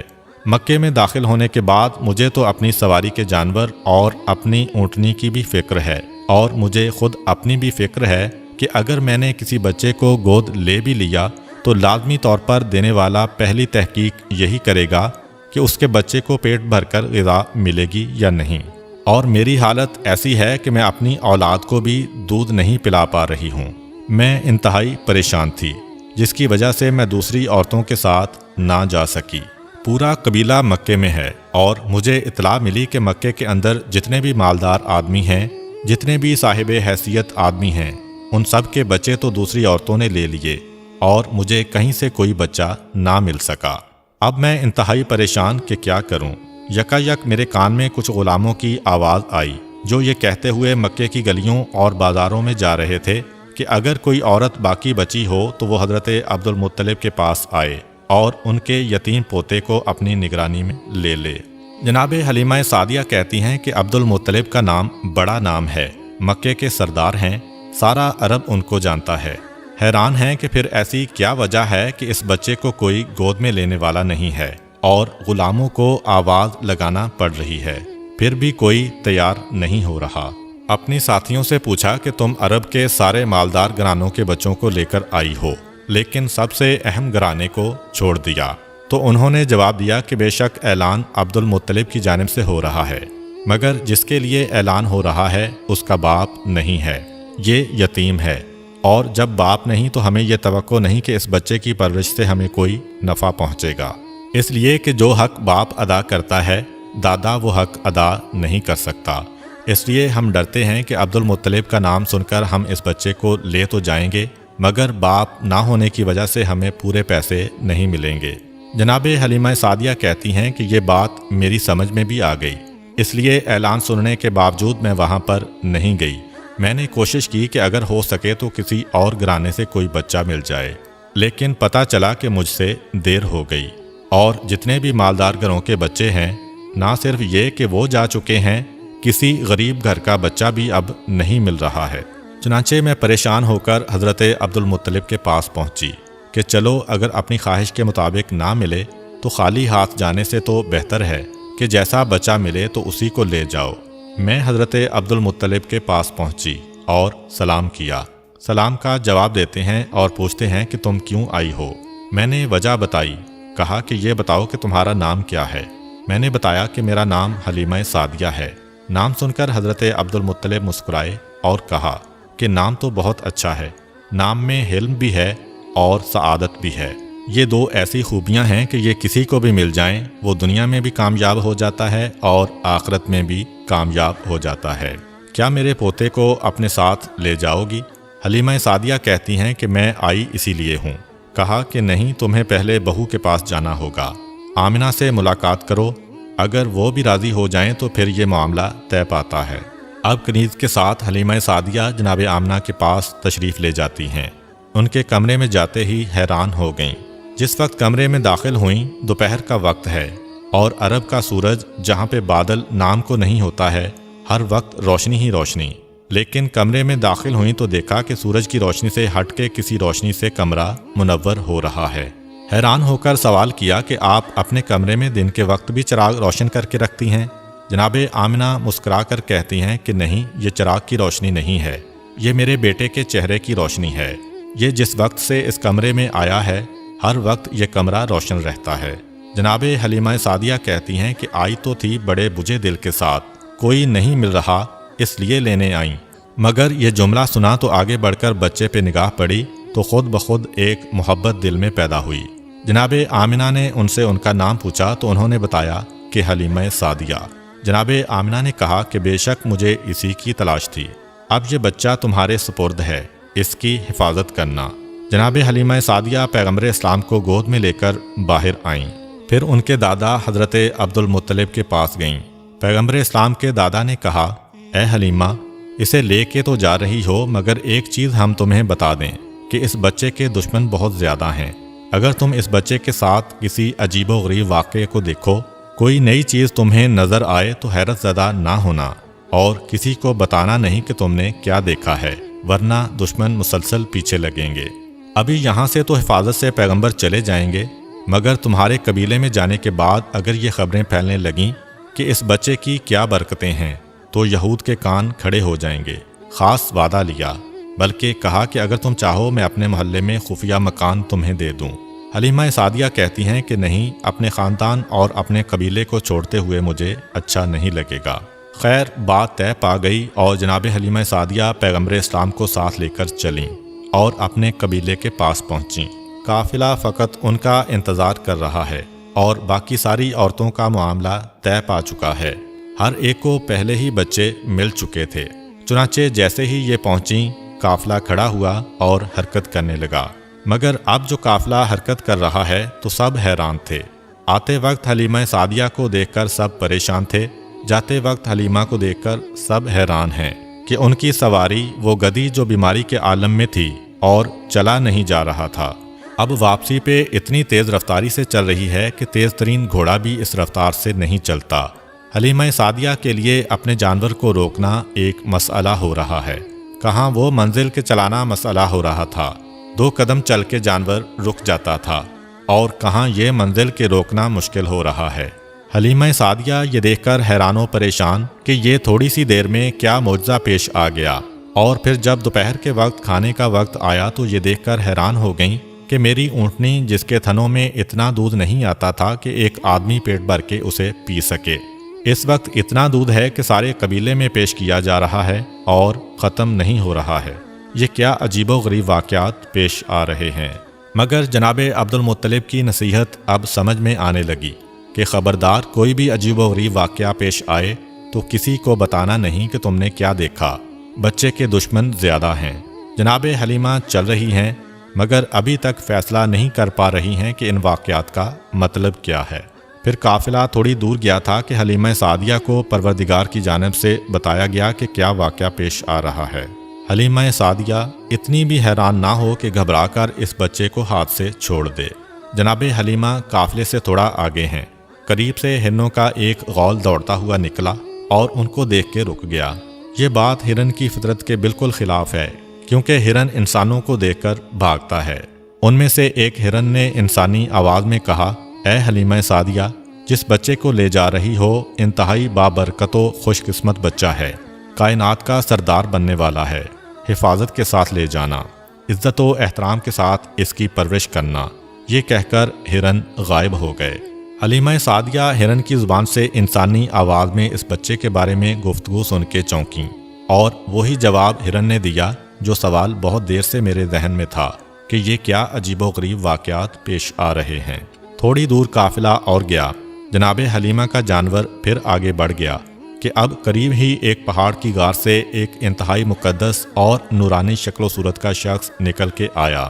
بچے پر نگاہ پڑی، بے اختیار زمین پر گر کر سجدہ شکر ادا کیا، کہا کہ اے حلیمہ سعدیہ، تم انتہائی خوش قسمت ہو کہ تمہاری گود میں پروردگار عالم کی انتہائی قیمتی امانت دی گئی ہے، اس کی پوری حفاظت اور احترام کرنا۔ یہ کہہ کر وہ شخص واپس چلا گیا۔ جناب حلیمہ کا جانور جہاں قافلے سے آگے بڑھتا ہے، کوئی نہ کوئی معجزہ پیش آ جاتا ہے۔ کبھی جانور نے بولا، کبھی کوئی بزرگ آ گئے، کبھی درخت کی شاخیں جھکیں، کبھی آسمان سے بادل کی آواز آئی۔ غرض یہ کہ پورے راستے میں مشاہدہ کیا کہ قدرت کی جتنی نشانیاں ہیں وہ اس بچے کے بارے میں پیغام دیتی جا رہی ہیں۔ جناب حلیمہ سعدیہ کو جناب آمنہ کے گھر میں اس بچے کو دیکھ کر اتنی محبت پیدا ہو گئی تھی، تو اسی وقت فیصلہ کر لیا تھا کہ پیسے ملیں نہ ملیں، بچے کو مجھے لے کر جانا ہے۔ یہ جو واقعات دیکھے تو محبت اور بڑھتی جا رہی ہے۔ پھر جو واقعہ پیش آیا اس کی وجہ سے جناب حلیمہ سعدیہ اس بچے سے اور زیادہ محبت کر رہی ہیں۔ ماں ہونے کے ناطے جناب حلیمہ سعدیہ کے لیے ایک مشکل مرحلہ تھا، مگر اس مرحلے سے بہرحال گزرنا تو تھا کہ جناب حلیمہ کا ایک سینہ بالکل سوکھا ہوا ہے اور دوسرے میں اتنا کم دودھ ہے کہ اپنا بچہ پیٹ بھر کر نہیں پی سکتا۔ اب یہ بچہ تو اجرت پہ لے کے آئی ہیں، اپنے بچے کو بھوکا رکھ کے یا جانوروں کا دودھ پلا کے گزارا کرنا ہے، مگر اس لانے والے بچے کو اپنا دودھ پلانا ہے۔ یہ پریشانی تو ہے ماں کے ذہن میں کہ کس طریقے سے میں اس منزل سے گزروں گی، مگر اس وقت یہ دیکھ کر محبت حد سے زیادہ بڑھ گئی کہ جب یہ بچہ آیا، حلیمہ سعدیہ کا احسان نہیں لیا، حلیمہ سعدیہ پر احسان کیا ہے کہ جب دودھ پلانے کا وقت آیا، حلیمہ سعدیہ نے یہ چاہا کہ اپنے بائیں سینے سے دودھ پلائیں، مگر بچے نے منہ پھیر لیا، دائیں سینے کی جانب رخ کیا۔ کئی مرتبہ کوشش کی، جب یہ دیکھا کہ بچہ نہیں مان رہا تو ایک مرتبہ بچے کو مخاطب کیا، جس طرح ناسمجھ بچے سے آدمی گفتگو کرتا ہے۔ کہا کہ ٹھیک ہے، تم اپنی ضد پوری کر لو، لیکن تمہیں یہاں سے پیٹ بھرنے کے لیے کوئی چیز نہیں ملے گی۔ البتہ یہ دیکھ کر حیران ہو گئیں کہ جیسے ہی اس بچے نے سیدھے سینے کو منہ میں لیا، اس میں سے دودھ جاری ہو گیا، اور اتنی کثرت سے دودھ جاری ہوا کہ دوسرے سینے سے بھی حلیمہ سعدیہ کا اپنا بچہ جو آج تک بھوکا چلا آ رہا تھا، آج پیٹ بھر کے دودھ پی رہا ہے۔ جناب حلیمہ سعدیہ نے بچے کو ہاتھ پہ لیا۔ کتنا بابرکت بچہ ہے کہ آیا تو اپنی غذا خود لے کے آیا، اور میرے بچے کے دودھ میں کمی نہیں ہونے دی، بلکہ اسے اور بھی زیادہ دودھ مہیا کر دیا۔ پروردگار کی سنت ہے کہ اپنے حبیب پر کسی کا احسان نہیں ہونے دینا ہے، بلکہ حبیب کی وجہ سے دوسروں پر احسان ہونا ہے۔ اس مسئلے پر علماء نے یہ بات بھی کہی ہے کہ بے شک پیغمبر اسلام نے حضرت حلیمہ سعدیہ کے سینے سے دودھ پیا، لیکن دراصل اس کا انتظام اللہ تعالیٰ کی طرف سے تھا، کیونکہ اس سینے میں دودھ جاری ہوا جو سوکھا ہوا تھا۔ چنانچہ اللہ تعالیٰ نے جناب حلیمہ کے سینے کو ایک برتن قرار دیا، اور پیغمبر اسلام کو پلایا جانے والا دودھ ان کے جسم کا جزو نہیں تھا، بلکہ اللہ تعالیٰ کی طرف سے جاری کیا گیا تھا۔ اس بات سے وہ اعتراض بھی ختم ہو گیا جو حضرت موسیٰ علیہ السلام کی قوم کی طرف سے ہو سکتا ہے کہ جب حضرت موسیٰ علیہ السلام بچپن میں فرعون کے محل میں پہنچے تھے تو آپ پر سب کا دودھ حرام کیا گیا تھا، اور ان کی والدہ نے انہیں دودھ پلایا تھا، اور یہ تو انبیاء کے سردار ہیں، انہیں کیوں غیر عورت کا دودھ پلایا گیا؟ سفر تمام ہوا اور جناب حلیمہ سعدیہ اس بچے کو لے کر اپنے گھر پہنچیں۔ تاریخ میں لکھا ہے کہ جب بچے کو گھر میں لٹایا گیا تو جناب حلیمہ کی سواری وہ گدی 3 مرتبہ بستر رسول کے گرد طواف کرتی ہے، اور پھر پیشانی کو زمین پہ رکھ کر انسانی آواز میں کہتی ہے کہ اے سردار انبیاء، میں آپ کی احسان مند ہوں کہ آپ کی وجہ سے میری بیماری ختم ہو گئی۔ حلیمہ سعدیہ پھر چونکیں، پھر ایک معجزہ دیکھا۔ کہ اب سمجھ میں آیا کہ یہ ذات اس جانور کی بیماری ختم کرنے کا سبب بنی تھی۔ اور پھر تو ایسے واقعات، ایسے مشاہدات مسلسل پیش آتے رہے کہ حلیمہ سعدیہ حیران ہو کر سوچ رہی تھیں کہ جس بچے کو میں بادل نخواستہ اور مجبوراً لینے گئی تھی وہ میرے لیے کتنا بابرکت ثابت ہوا۔ یہ بات ذہن میں رہے کہ پیغمبر اسلام اس وقت حلیمہ سعدیہ کے گھر تشریف لائے تھے جب ان کے پورے قبیلے میں قحط تھا۔ جناب حلیمہ سعدیہ کہتی ہیں کہ ہم مکے سے اجرت میں پیسے نہیں غلہ لے کے آئے تھے، تو قحط میں انسانوں کے لیے خوراک مشکل تھی تو جانوروں کو کیا کھلا سکتے تھے، مگر پھر بھی اپنے جانوروں کو اپنے ہاتھ سے تو نہیں مار سکتے۔ روزانہ صبح کو اپنے جانوروں کو قبیلے کے چاروں طرف چرنے کے لیے بھیج دیتے ہیں، اور عجیب بات یہ ہے کہ سارے قبیلے کے جانور بھوکے واپس آ رہے ہیں۔ اگر کسی کو خوراک مل بھی گئی تو فقط اتنی کہ مرنے نہ پائیں مگر بھوکے رہ جاتے ہیں، روز بروز کمزور ہو رہے ہیں، اور میرے جانور انہی جانوروں کے ساتھ جا رہے ہیں، لیکن وہ جب واپس آتے ہیں پیٹ بھرے ہوئے آتے ہیں، جسم فربا سے فربا ہوتا جا رہا ہے۔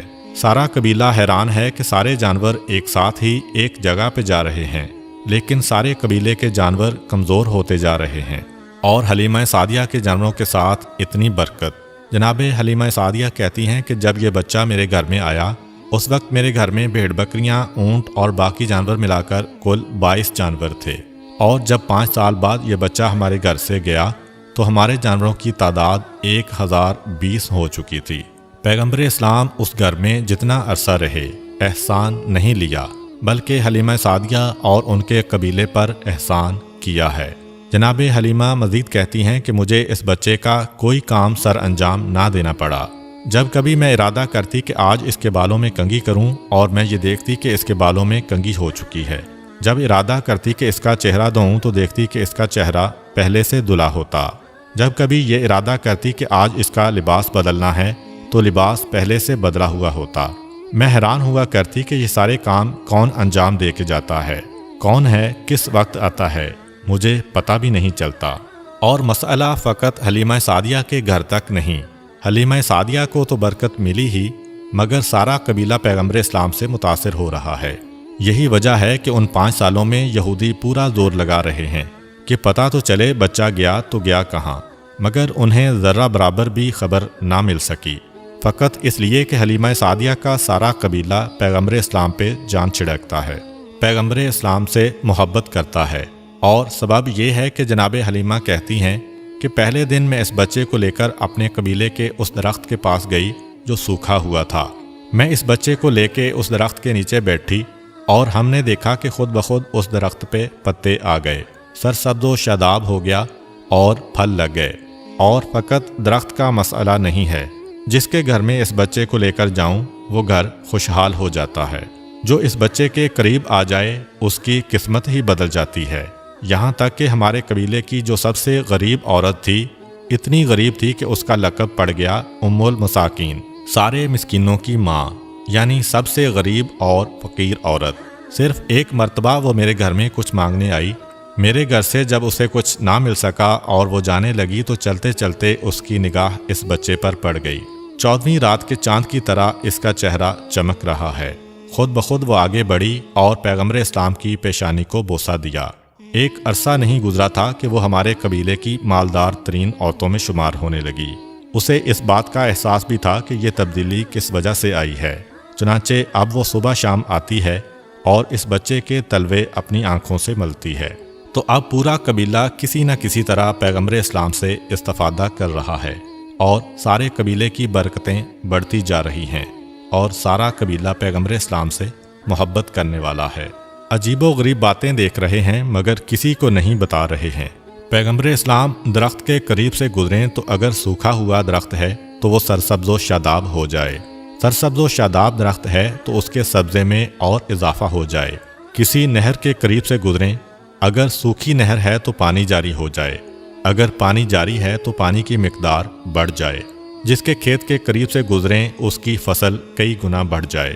اس کے ساتھ ساتھ ان کے جانوروں کی تعداد بھی بڑھ رہی ہے، اور عرب میں اس وقت جانوروں کو سونے چاندی سے بھی زیادہ قیمتی سمجھا جاتا تھا، مگر جہاں جانوروں کی تعداد زیادہ ہو رہی ہے وہاں پر ان کے دشمن بھی زیادہ ہوتے جا رہے ہیں۔ چنانچہ عرب کے صحرا میں بھیڑیے بڑی کثرت کے ساتھ تھے، اور ہر قبیلے کا مسئلہ یہ ہوتا تھا کہ اپنے جانوروں کو بھیڑیے سے کیسے بچایا جائے۔ پیغمبر اسلام کے آنے سے انسانوں کو تو برکتیں ملیں، مگر کسی جانور کو بھی نقصان نہیں پہنچ سکتا ہے۔ ابتدا میں بعض جانور اس قبیلے کے کچھ جانور اٹھا کر لے گئے تھے، مگر بعد میں جب پیغمبر اسلام نے دعا کی تو ان جانوروں کو خود وہ بکریاں لا کر واپس کرنا پڑیں۔ چنانچہ اس قبیلے کے لیے سب سے اطمینان کی بات یہی تھی کہ پیغمبر اسلام کے وجود کی وجہ سے ہمارے جانور بھی محفوظ ہو گئے۔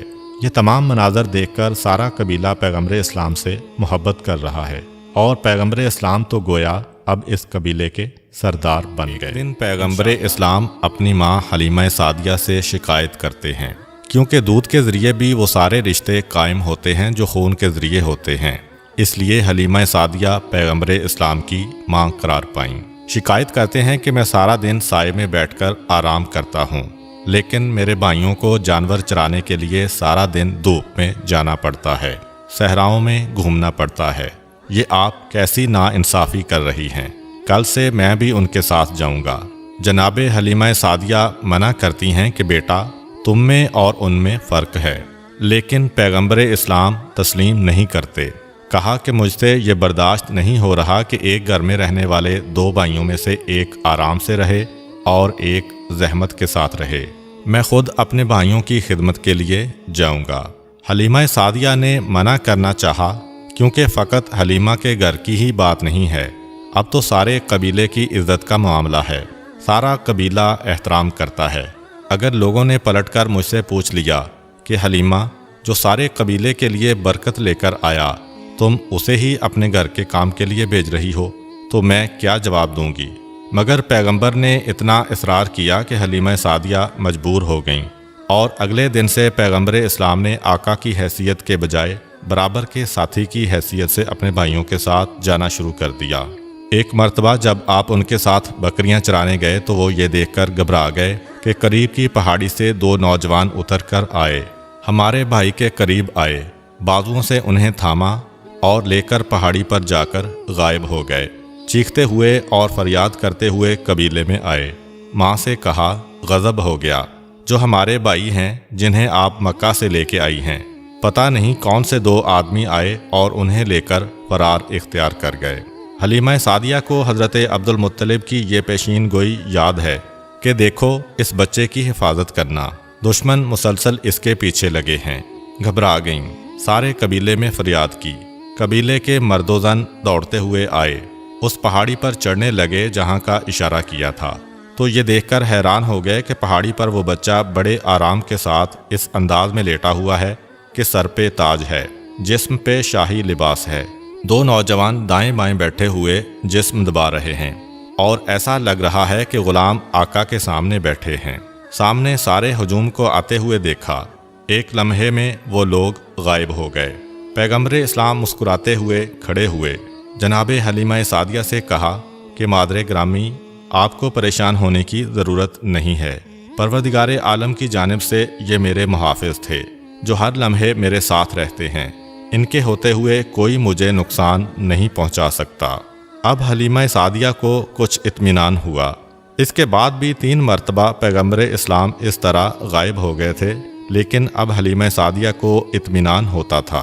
2 سال کا عرصہ گزر جانے کے بعد حلیمہ سعدیہ پیغمبر اسلام کو لے کر ان کے دادا سے ملانے آتی ہیں۔ ابھی مکے کے قریب پہنچی تھیں، کسی کام کے سلسلے میں خیمے سے باہر آتی ہیں۔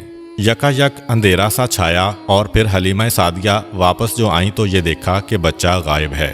حلیمہ سعدیہ تو پریشان ہو گئیں، مگر وہاں حضرت عبد المطلب خانہ خدا کے قریب بیٹھے ہیں، مسند بچھی ہوئی ہے۔ یکا یک کان میں آواز آئی کہ آپ کا پوتا جو حلیمہ کے پاس تھا وہاں سے کھو گیا ہے۔ بس اتنا سننا تھا کہ بے چین ہو کر حضرت عبد المطلب کھڑے ہو گئے، تلوار کو نیام سے نکالا، کعبے کے پردے کو تھاما اور آواز دی کہ اگر میرا بچہ نہ ملا تو میں 1000 عربوں اور 100 قریشیوں کو قتل کروں گا۔ پھر پردہ پکڑ کے کہتے ہیں، پروردگارا، میں نے اپنے پوتے کو تیری حفاظت میں دیا تھا، تو ہی اس کی حفاظت کرنے والا ہے۔ یکا یک ایک اور آواز آتی ہے، اے عبد المطلب، گھبرانے کی ضرورت نہیں ہے، پروردگار عالم نے تمہارے بچے کو محفوظ رکھا ہے۔ اور مکے کے قریب فلاں صحرا کے فلاں مقام پر جاؤ، وہاں تمہارا بچہ تم کو مل جائے گا۔ جناب عبد المطلب ننگی تلوار لے کے سواری کا جانور منگوا چکے ہیں، اس پر سوار ہو کر چلے اور مقررہ مقام پر پہنچے، اور یہ دیکھ کر حیران رہ گئے کہ صحرا میں ببول کا درخت لگا ہے، لیکن اس میں تازہ کھجوریں لٹک رہی ہیں۔ پیغمبر اسلام ان کھجوروں کو توڑ کے کھا رہے ہیں، اور دائیں بائیں دو انتہائی خوبصورت نوجوان کھڑے ہیں۔ حضرت عبد المطلب نے اندازے سے پہچان لیا کہ یہ میرا پوتا ہے، کیونکہ 8 دن کی عمر سے آج تک یعنی 2 سال کی عمر تک اپنے پوتے کو نہیں دیکھا تھا۔ قریب پہنچے اور پیغمبر سے پوچھا کہ تم کون ہو؟ حضرت عبد المطلب خود تو جانتے ہیں، لیکن ساتھ والوں کو بتانا مقصود تھا۔ پیغمبر نے اپنا سارا شجرہ نسب بتا دیا۔ میں محمد ابن عبداللہ ابن عبد المطلب ابن ہاشم ہوں، یہاں تک کہ حضرت آدم تک اپنا پورا شجرہ بتایا۔ سوال کیا کہ یہ نوجوان تمہارے ساتھ کون ہے؟ کہا یہ جبرائیل ہیں، یہ میکائیل ہیں، ہر وقت میری حفاظت کرتے رہتے ہیں۔ عبد المطلب نے کہا بیٹا میں تمہیں لینے آیا ہوں۔ کہا کہ میں تو خود آپ کا انتظار کر رہا تھا۔ جناب عبد المطلب اپنے ساتھ اپنے پوتے کو لے کر چلے، مکہ میں داخل ہوئے۔ اب تاریخ یہ بتاتی ہے کہ 8ویں دن کے بعد سے اب تک اپنی ماں کو بھی نہیں دیکھا، لیکن سیدھا اپنی ماں جناب آمنہ کے مکان میں داخل ہوئے۔ قریش کی ساری عورتیں جمع ہیں، جناب آمنہ رو رہی ہیں اور انہیں تسلی دی جا رہی ہے، کیونکہ جناب آمنہ کو صرف یہ خبر ملی تھی کہ آپ کا لخت جگر صحرا میں کھو گیا ہے۔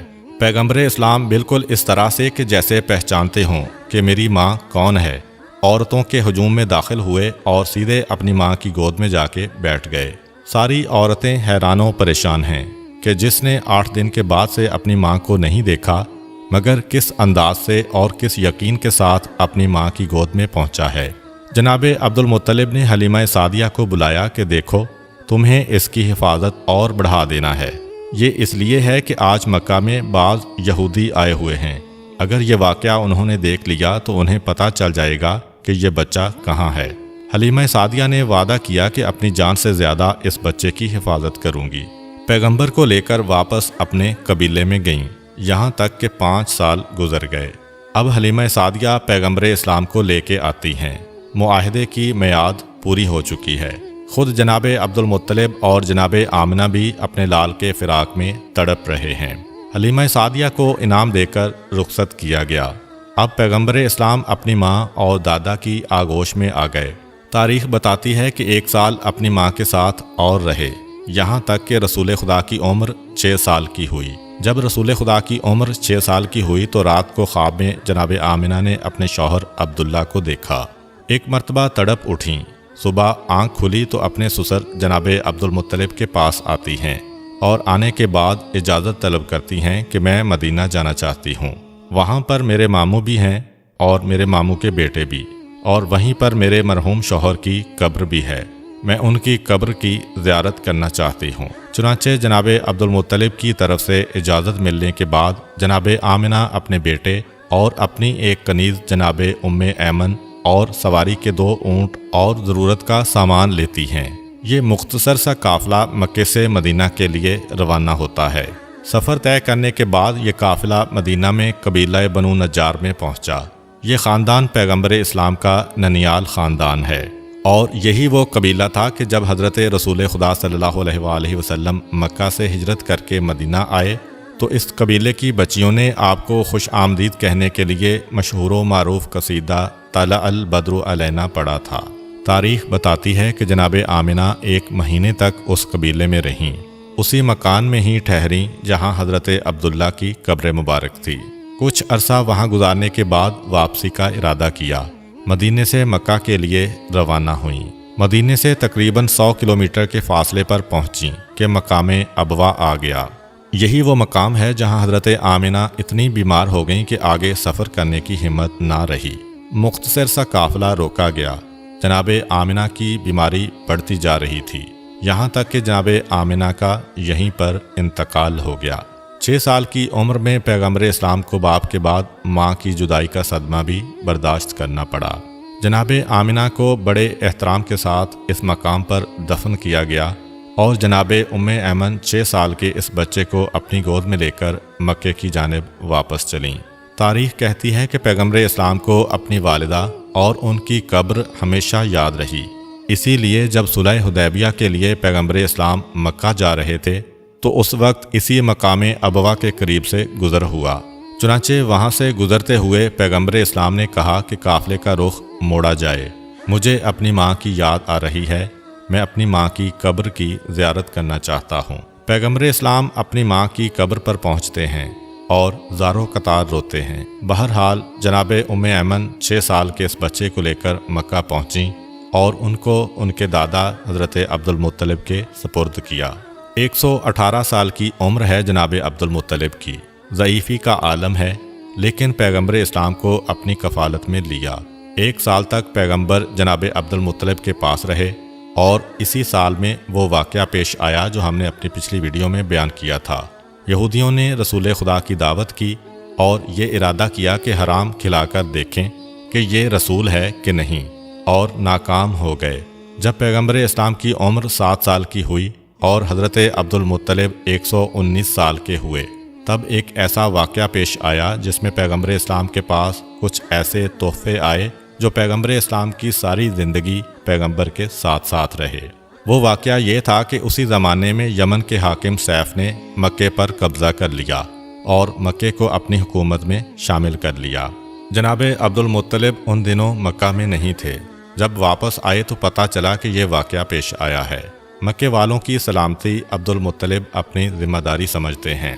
کہا کہ میں خود حاکم یمن سے جا کے بات کروں گا اور اسے بتاؤں گا کہ یہ خدا کا محترم شہر ہے، یہاں والوں پر نہ کوئی ٹیکس لگایا جائے نہ ظلم کیا جائے۔ اپنے ایک مختصر سے وفد کو تیار کیا اور مکہ سے یمن چلے۔ جناب عبد المطلب کی عادت میں یہ شامل تھا کہ جب کہیں جاتے تھے تو رسول خدا کو ساتھ نہیں لے کر جاتے تھے، اس لیے کہ مکہ میرا شہر ہے، یہاں پہ ہم حفاظت کر سکتے ہیں۔ مکہ کے باہر اگر خدا نخواستہ کوئی حملہ ہو جائے تو حفاظت ممکن نہیں، بلکہ یہ اطمینان بھی ہوتا تھا کہ میں جا رہا ہوں لیکن میرا بیٹا ابو طالب میرے پوتے کی حفاظت کرے گا۔ لیکن حضرت عبد المطلب کی وفات کے بعد حضرت ابو طالب کا طریقہ کار اس کے الٹ ہو گیا۔ آپ جب بھی کہیں باہر جاتے تھے تو رسول خدا کو اپنے ساتھ لے کے جاتے تھے، کیونکہ اب پیچھے مکہ میں کوئی ایسا موجود نہیں تھا جو ان کی غیر موجودگی میں رسول خدا کی حفاظت کرتا۔ حضرت عبد المطلب یمن جب پہنچے تو وہاں کا حاکم سیف چھٹی منانے گیا ہوا تھا۔ اس حاکم کا طریقہ یہ تھا کہ موسم بہار میں عید نوروز سے 40 دن تک حکومت کے سارے کام بند کر دیتا تھا۔ ایک بڑا عالی شان باغ اس نے لگایا ہوا تھا اور اس باغ کے اندر ایک بہت ہی خوبصورت محل بنایا گیا تھا جس کے کئی دروازے تھے۔ 40 دن تک اسی محل میں جا کے بیٹھ جاتا تھا اور سپاہیوں کو سخت ترین حکم تھا کہ کسی کو میرے پاس نہ آنے دینا، چاہے میرے اپنے بیٹے ہی کیوں نہ ہوں۔ 40 دن سارے امور مملکت سے چھٹی پا کر یہ آرام کرتا تھا۔ جناب عبد المطلب یہاں پہنچے تو پتہ چلا کہ حاکم یمن چھٹی منا رہا ہے۔ جناب عبد المطلب پریشان کہ مجھے مکہ جا کر اپنے امور کو سنبھالنا ہے، 40 دن تو یہاں نہیں رکا جا سکتا، اور اس کے بعد بھی پتہ نہیں کہ حاکم کتنے دن اور روک لے۔ آخر یہ دیکھا کہ باغ کے راستے سے تو جانا ممکن نہیں، مگر صحرا کے راستے سے جو بالکل ویرانہ ہے اس طرف جو دروازہ ہے وہاں سے جایا جا سکتا ہے۔ محل کے دروازے پر پہنچے، سپاہی سے کہا کہ جا کے بتاؤ کہ میں مکے سے آیا ہوں، میرا نام عبد المطلب ہے۔ سپاہی نے انکار کر دیا کہ مجھے قتل کر دیا جائے گا اگر میں نے آپ کا نام بھی اندر پہنچایا تو۔ حضرت عبد المطلب نے یہ سنا تو 100 سرخ اشرفیاں اپنے تھیلے سے نکال لیں اور اس کے حوالے کیں کہ یہ میری طرف سے انعام ہے اور یہ میرا وعدہ ہے کہ تمہیں کوئی نقصان نہیں پہنچے گا، اگر نقصان پہنچے تو میری ذمہ داری ہے، تمہارے نقصان کو میں پورا کروں گا۔ اب جب 100 اشرفیاں دیکھیں تو وہ بھی ایک لمحے کے لیے بھول گیا کہ کتنا بڑا خطرہ مول لے رہا ہوں۔ محل کے اندر گیا، جانے کے بعد دیکھا کہ حاکم محل کے بیچ میں بیٹھا ہے۔ کہا کہ ایک انتہائی مقدس اور ضعیف شخص مکے سے آیا ہے، آپ سے ملاقات کرنا چاہتا ہے۔ حاکم یمن سیف نے سنا، ایسا لگا کہ اسے بھی کسی آنے والے کا انتظار تھا، ورنہ یہ حاکم وہ تھا کہ جس کا حکم تھا اگر میرے بیٹے بھی میرے پاس آئے تو میں ان کو قتل کر دوں گا۔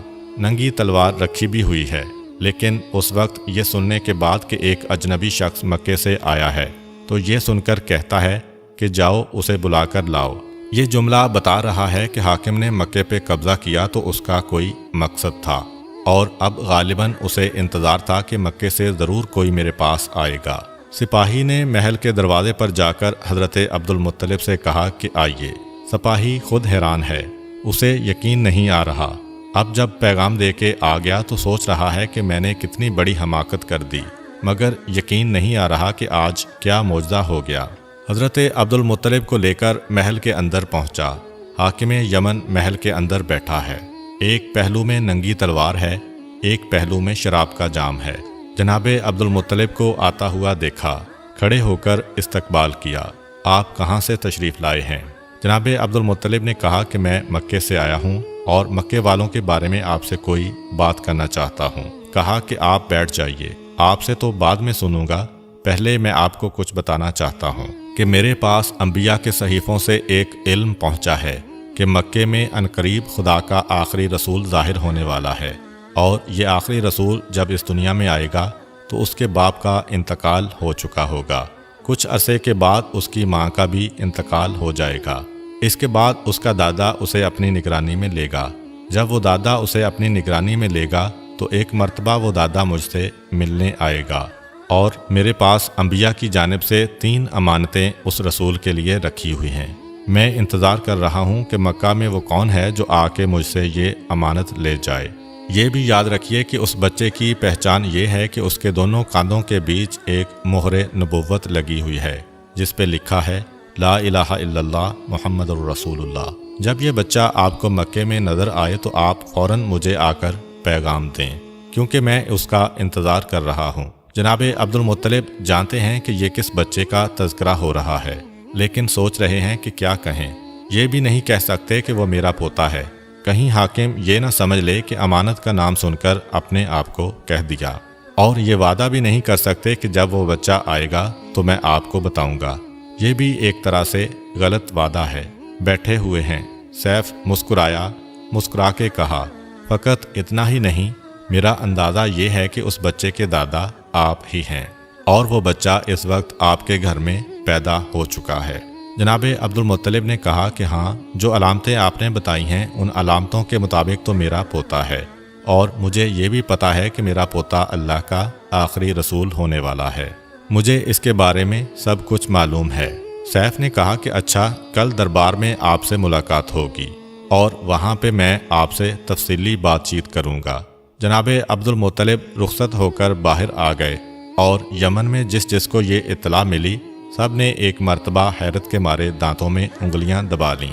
یہ کیسے ممکن ہے کہ ان دنوں میں کوئی آدمی جائے اور زندہ واپس آ جائے؟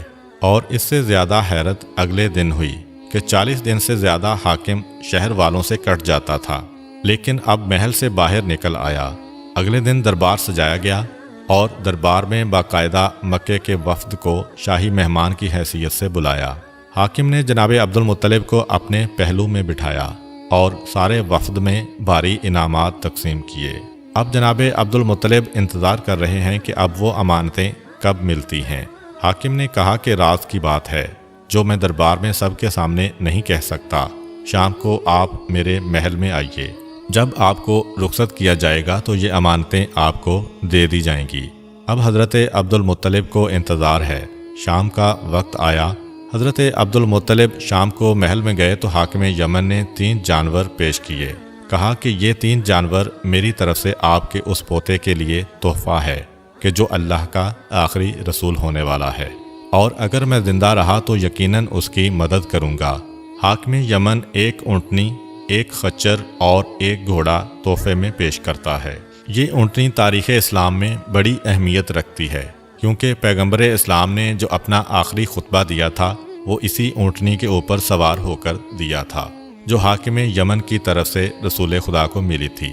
یہ تینوں جانور پیغمبر اسلام کے ساتھ مدینے میں بھی تھے۔ چنانچہ تاریخ بتاتی ہے کہ جب پیغمبر اسلام ہجرت کر کے گئے تو حضرت علی علیہ السلام کو بستر پہ سلایا گیا، اور ایک اور ذمہ داری آپ کے سپرد کی گئی کہ خاندان بنی ہاشم کی جو عورتیں ہیں جنہیں رسول خدا اپنے ساتھ لے کر نہیں گئے تھے، انہیں اور ان جانوروں کو اور خاندانی تبرکات کو لے کے مجھ سے مدینے میں ملاقات کرنا۔ تو یہ پیغمبر اسلام کے پاس وہ تحفے تھے کہ جو حاکم یمن کے ذریعے ان تک پہنچے اور آخری وقت تک پیغمبر کی خدمت میں رہے۔ حاکم یمن نے بتایا کہ یہ گھوڑا پروردگار عالم کی جانب سے ایک معجزے کے نتیجے میں وجود میں آیا، اور اس اونٹ کے بارے میں بھی روایت ہے کہ یہ خاص الخاص تحفہ پیغمبر اسلام کے لیے بنایا گیا۔ حاکم نے تینوں جانوروں کے بارے میں بتایا کہ اس اونٹنی پر میں اگر 6 مہینے بھی سفر کروں تو یہ تھکتی نہیں ہے اور اپنے سوار کو پریشان نہیں کرتی۔ گھوڑا ایسا بابرکت ہے کہ میں جس جنگ میں بھی اس پر سوار ہو کر گیا کبھی مجھے شکست نہیں ہوئی اور میرے قدم پیچھے نہیں ہٹے۔ خچر ایسا ہے کہ اس کے اوپر سوار ہو کر اگر تفریح کی جائے تو انسان کی تفریح کا لطف دوبالا ہو جاتا ہے۔ یہ خاص الخاص 3 تحفے ہیں، یہ آپ اس سال اپنے ساتھ لے جائیں۔ آئندہ سال جب آپ تشریف لائیں تو ایک اور اہم ترین راز ہے جو انبیاء کے صحیفوں میں ہے اور میرے سینے میں محفوظ ہے۔ میں وہ آپ تک پہنچاؤں گا تاکہ آپ پھر اپنے خاندان والوں کو یہ راز بتائیں۔ اپنے پوتے کی حد سے زیادہ حفاظت کریں۔ آئندہ سال مجھ سے ضرور ملاقات کریں اور میرا یہ عقیدہ سنتے جائیں کہ میں آپ کے پوتے کی نبوت پر ایمان لا چکا ہوں، اور اگر زندہ رہا تو تلوار نکال کر ان کی مدد کروں گا۔ حضرت عبد المطلب کو خدا حافظ کہا۔ حضرت عبد المطلب انتہائی خوشی کے عالم میں واپس آ رہے ہیں۔ مکہ کے قریب پہنچتے ہیں۔ ایک مرتبہ مکہ والوں کو پتہ چلا کہ ہمارے سردار حاکم یمن سے بات چیت کر کے آ رہے ہیں۔ سارا مکہ استقبال کے لیے نکلا۔ پیغمبر اسلام ساتھ ہیں، مگر راستے میں ایک جگہ پتھر پر بیٹھ گئے اور مکے والے آگے بڑھ گئے۔ جیسے ہی یہ استقبالیہ ہجوم حضرت عبد المطلب کے پاس پہنچا تو حضرت عبد المطلب نے کسی کو نہیں دیکھا۔ پہلا سوال کیا کہ میرا پوتا کہاں ہے؟ اب لوگ ایک دوسرے کو دیکھ رہے ہیں۔ پتہ چلا کہ وہ تو راستے میں ایک جگہ آرام کے لیے بیٹھ گئے تھے۔ ہم آگے نکل آئے۔ جناب عبد المطلب نے کہا کہ میں کسی سے ملاقات نہیں کروں گا جب تک کہ اپنے عبداللہ کی نشانی کی زیارت نہ کر لوں۔ سب کو ہٹا کر آگے بڑھے اور خود پیغمبر اسلام کے پاس پہنچے۔ کہا کہ یہ 3 تحفے میں تمہارے لیے لایا ہوں۔ پیغمبر اسلام نے انتہائی خوشی کے ساتھ ان تحفوں کو قبول کیا۔ حاکم یمن کو دعا دی اور اس کے بعد ساری زندگی یہ تحفے پیغمبر کے ساتھ ساتھ رہے۔ یہ پیغمبر اسلام کی عمر کے 7ویں سال کا واقعہ ہے۔ 1 سال گزرا، پیغمبر اسلام 8 سال کے ہو گئے۔ اسی دوران مکہ میں قحط پڑا، اور ایسا قحط کہ لوگ دانے دانے کو محتاج ہوتے جا رہے تھے۔ حضرت ہاشم کی ایک پوتی تھی، یعنی پیغمبر اسلام کی رشتے کی پھوپھی۔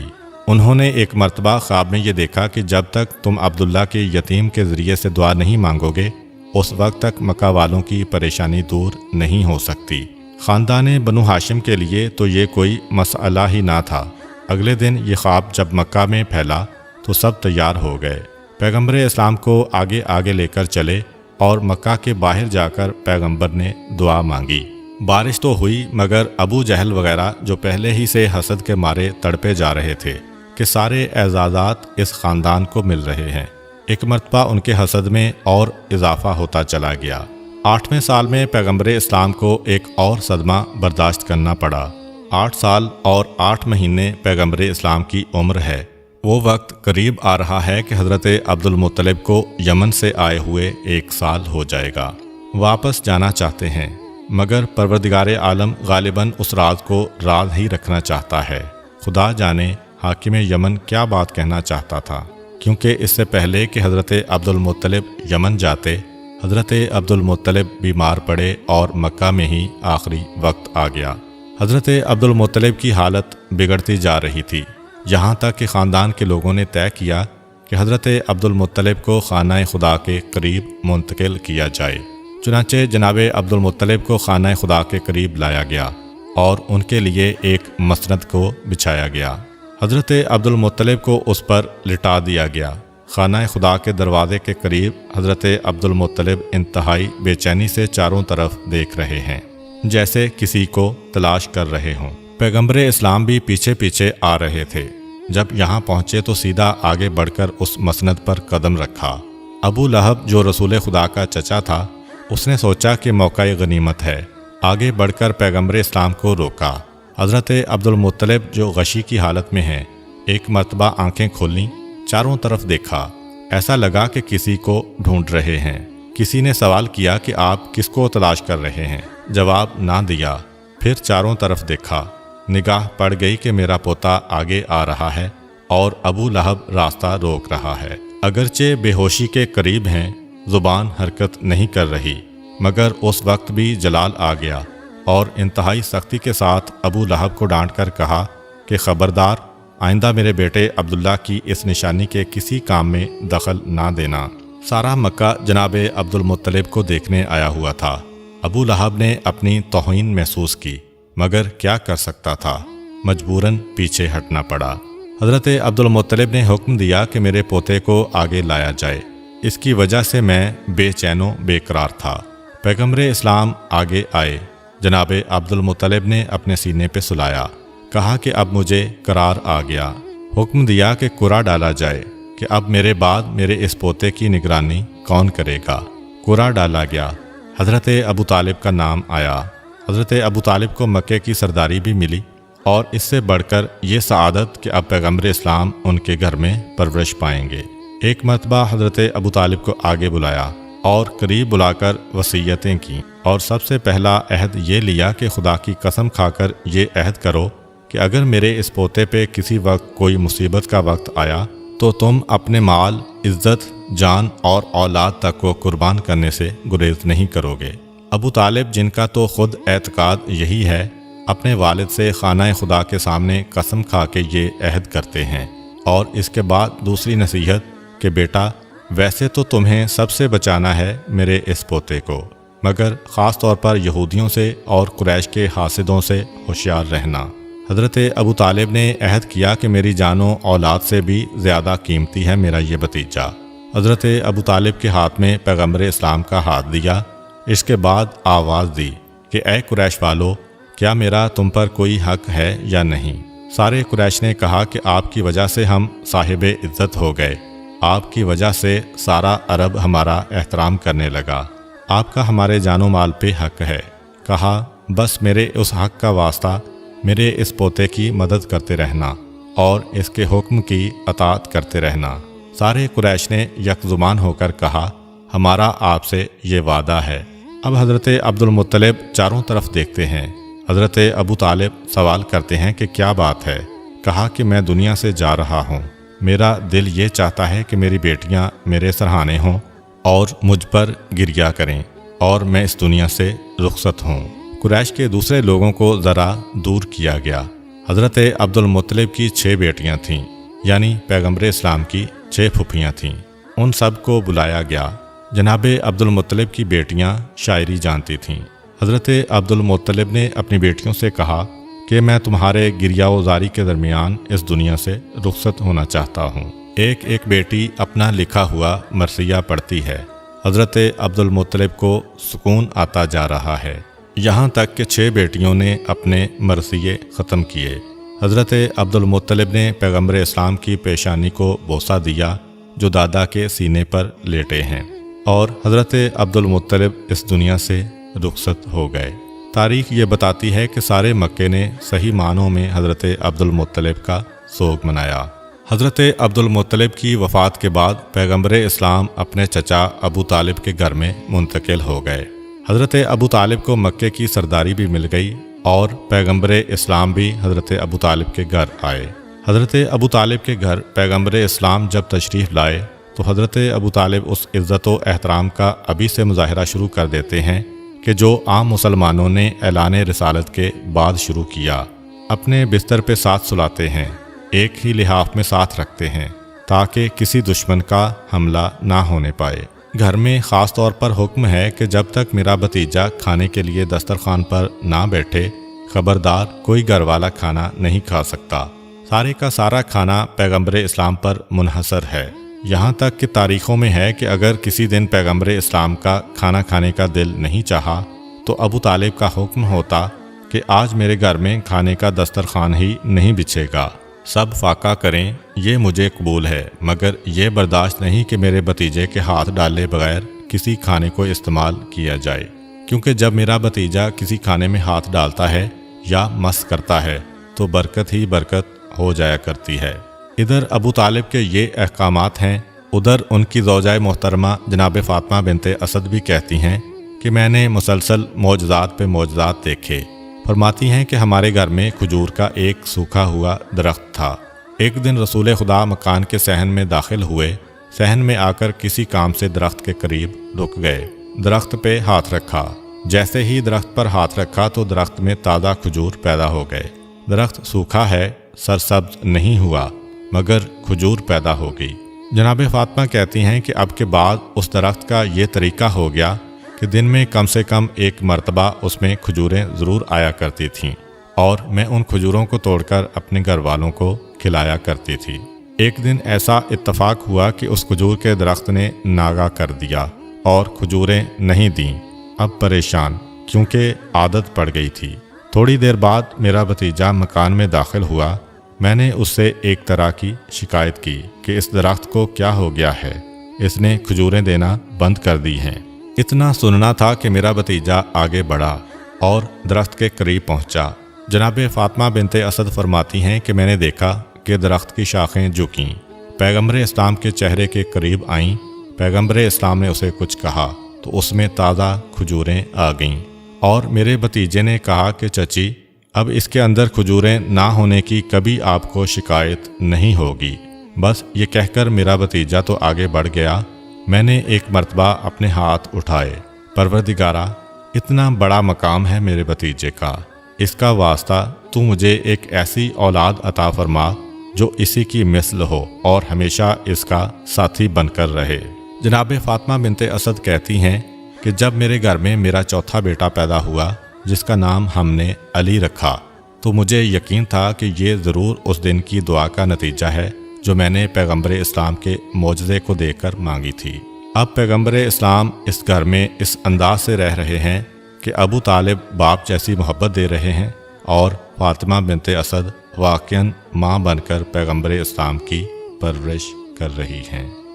امید کرتا ہوں کہ آپ کو آج کی ویڈیو اچھی لگی ہوگی۔ اگر آپ کو ہماری ویڈیو اچھی لگی ہے تو ویڈیو کو لائک کریں، اور مزید اس طرح کی ویڈیوز دیکھنے کے لیے ہمارا چینل سبسکرائب کر لیں۔ ملتے ہیں نیکسٹ ویڈیو میں، اجازت دیجیے، اللہ حافظ۔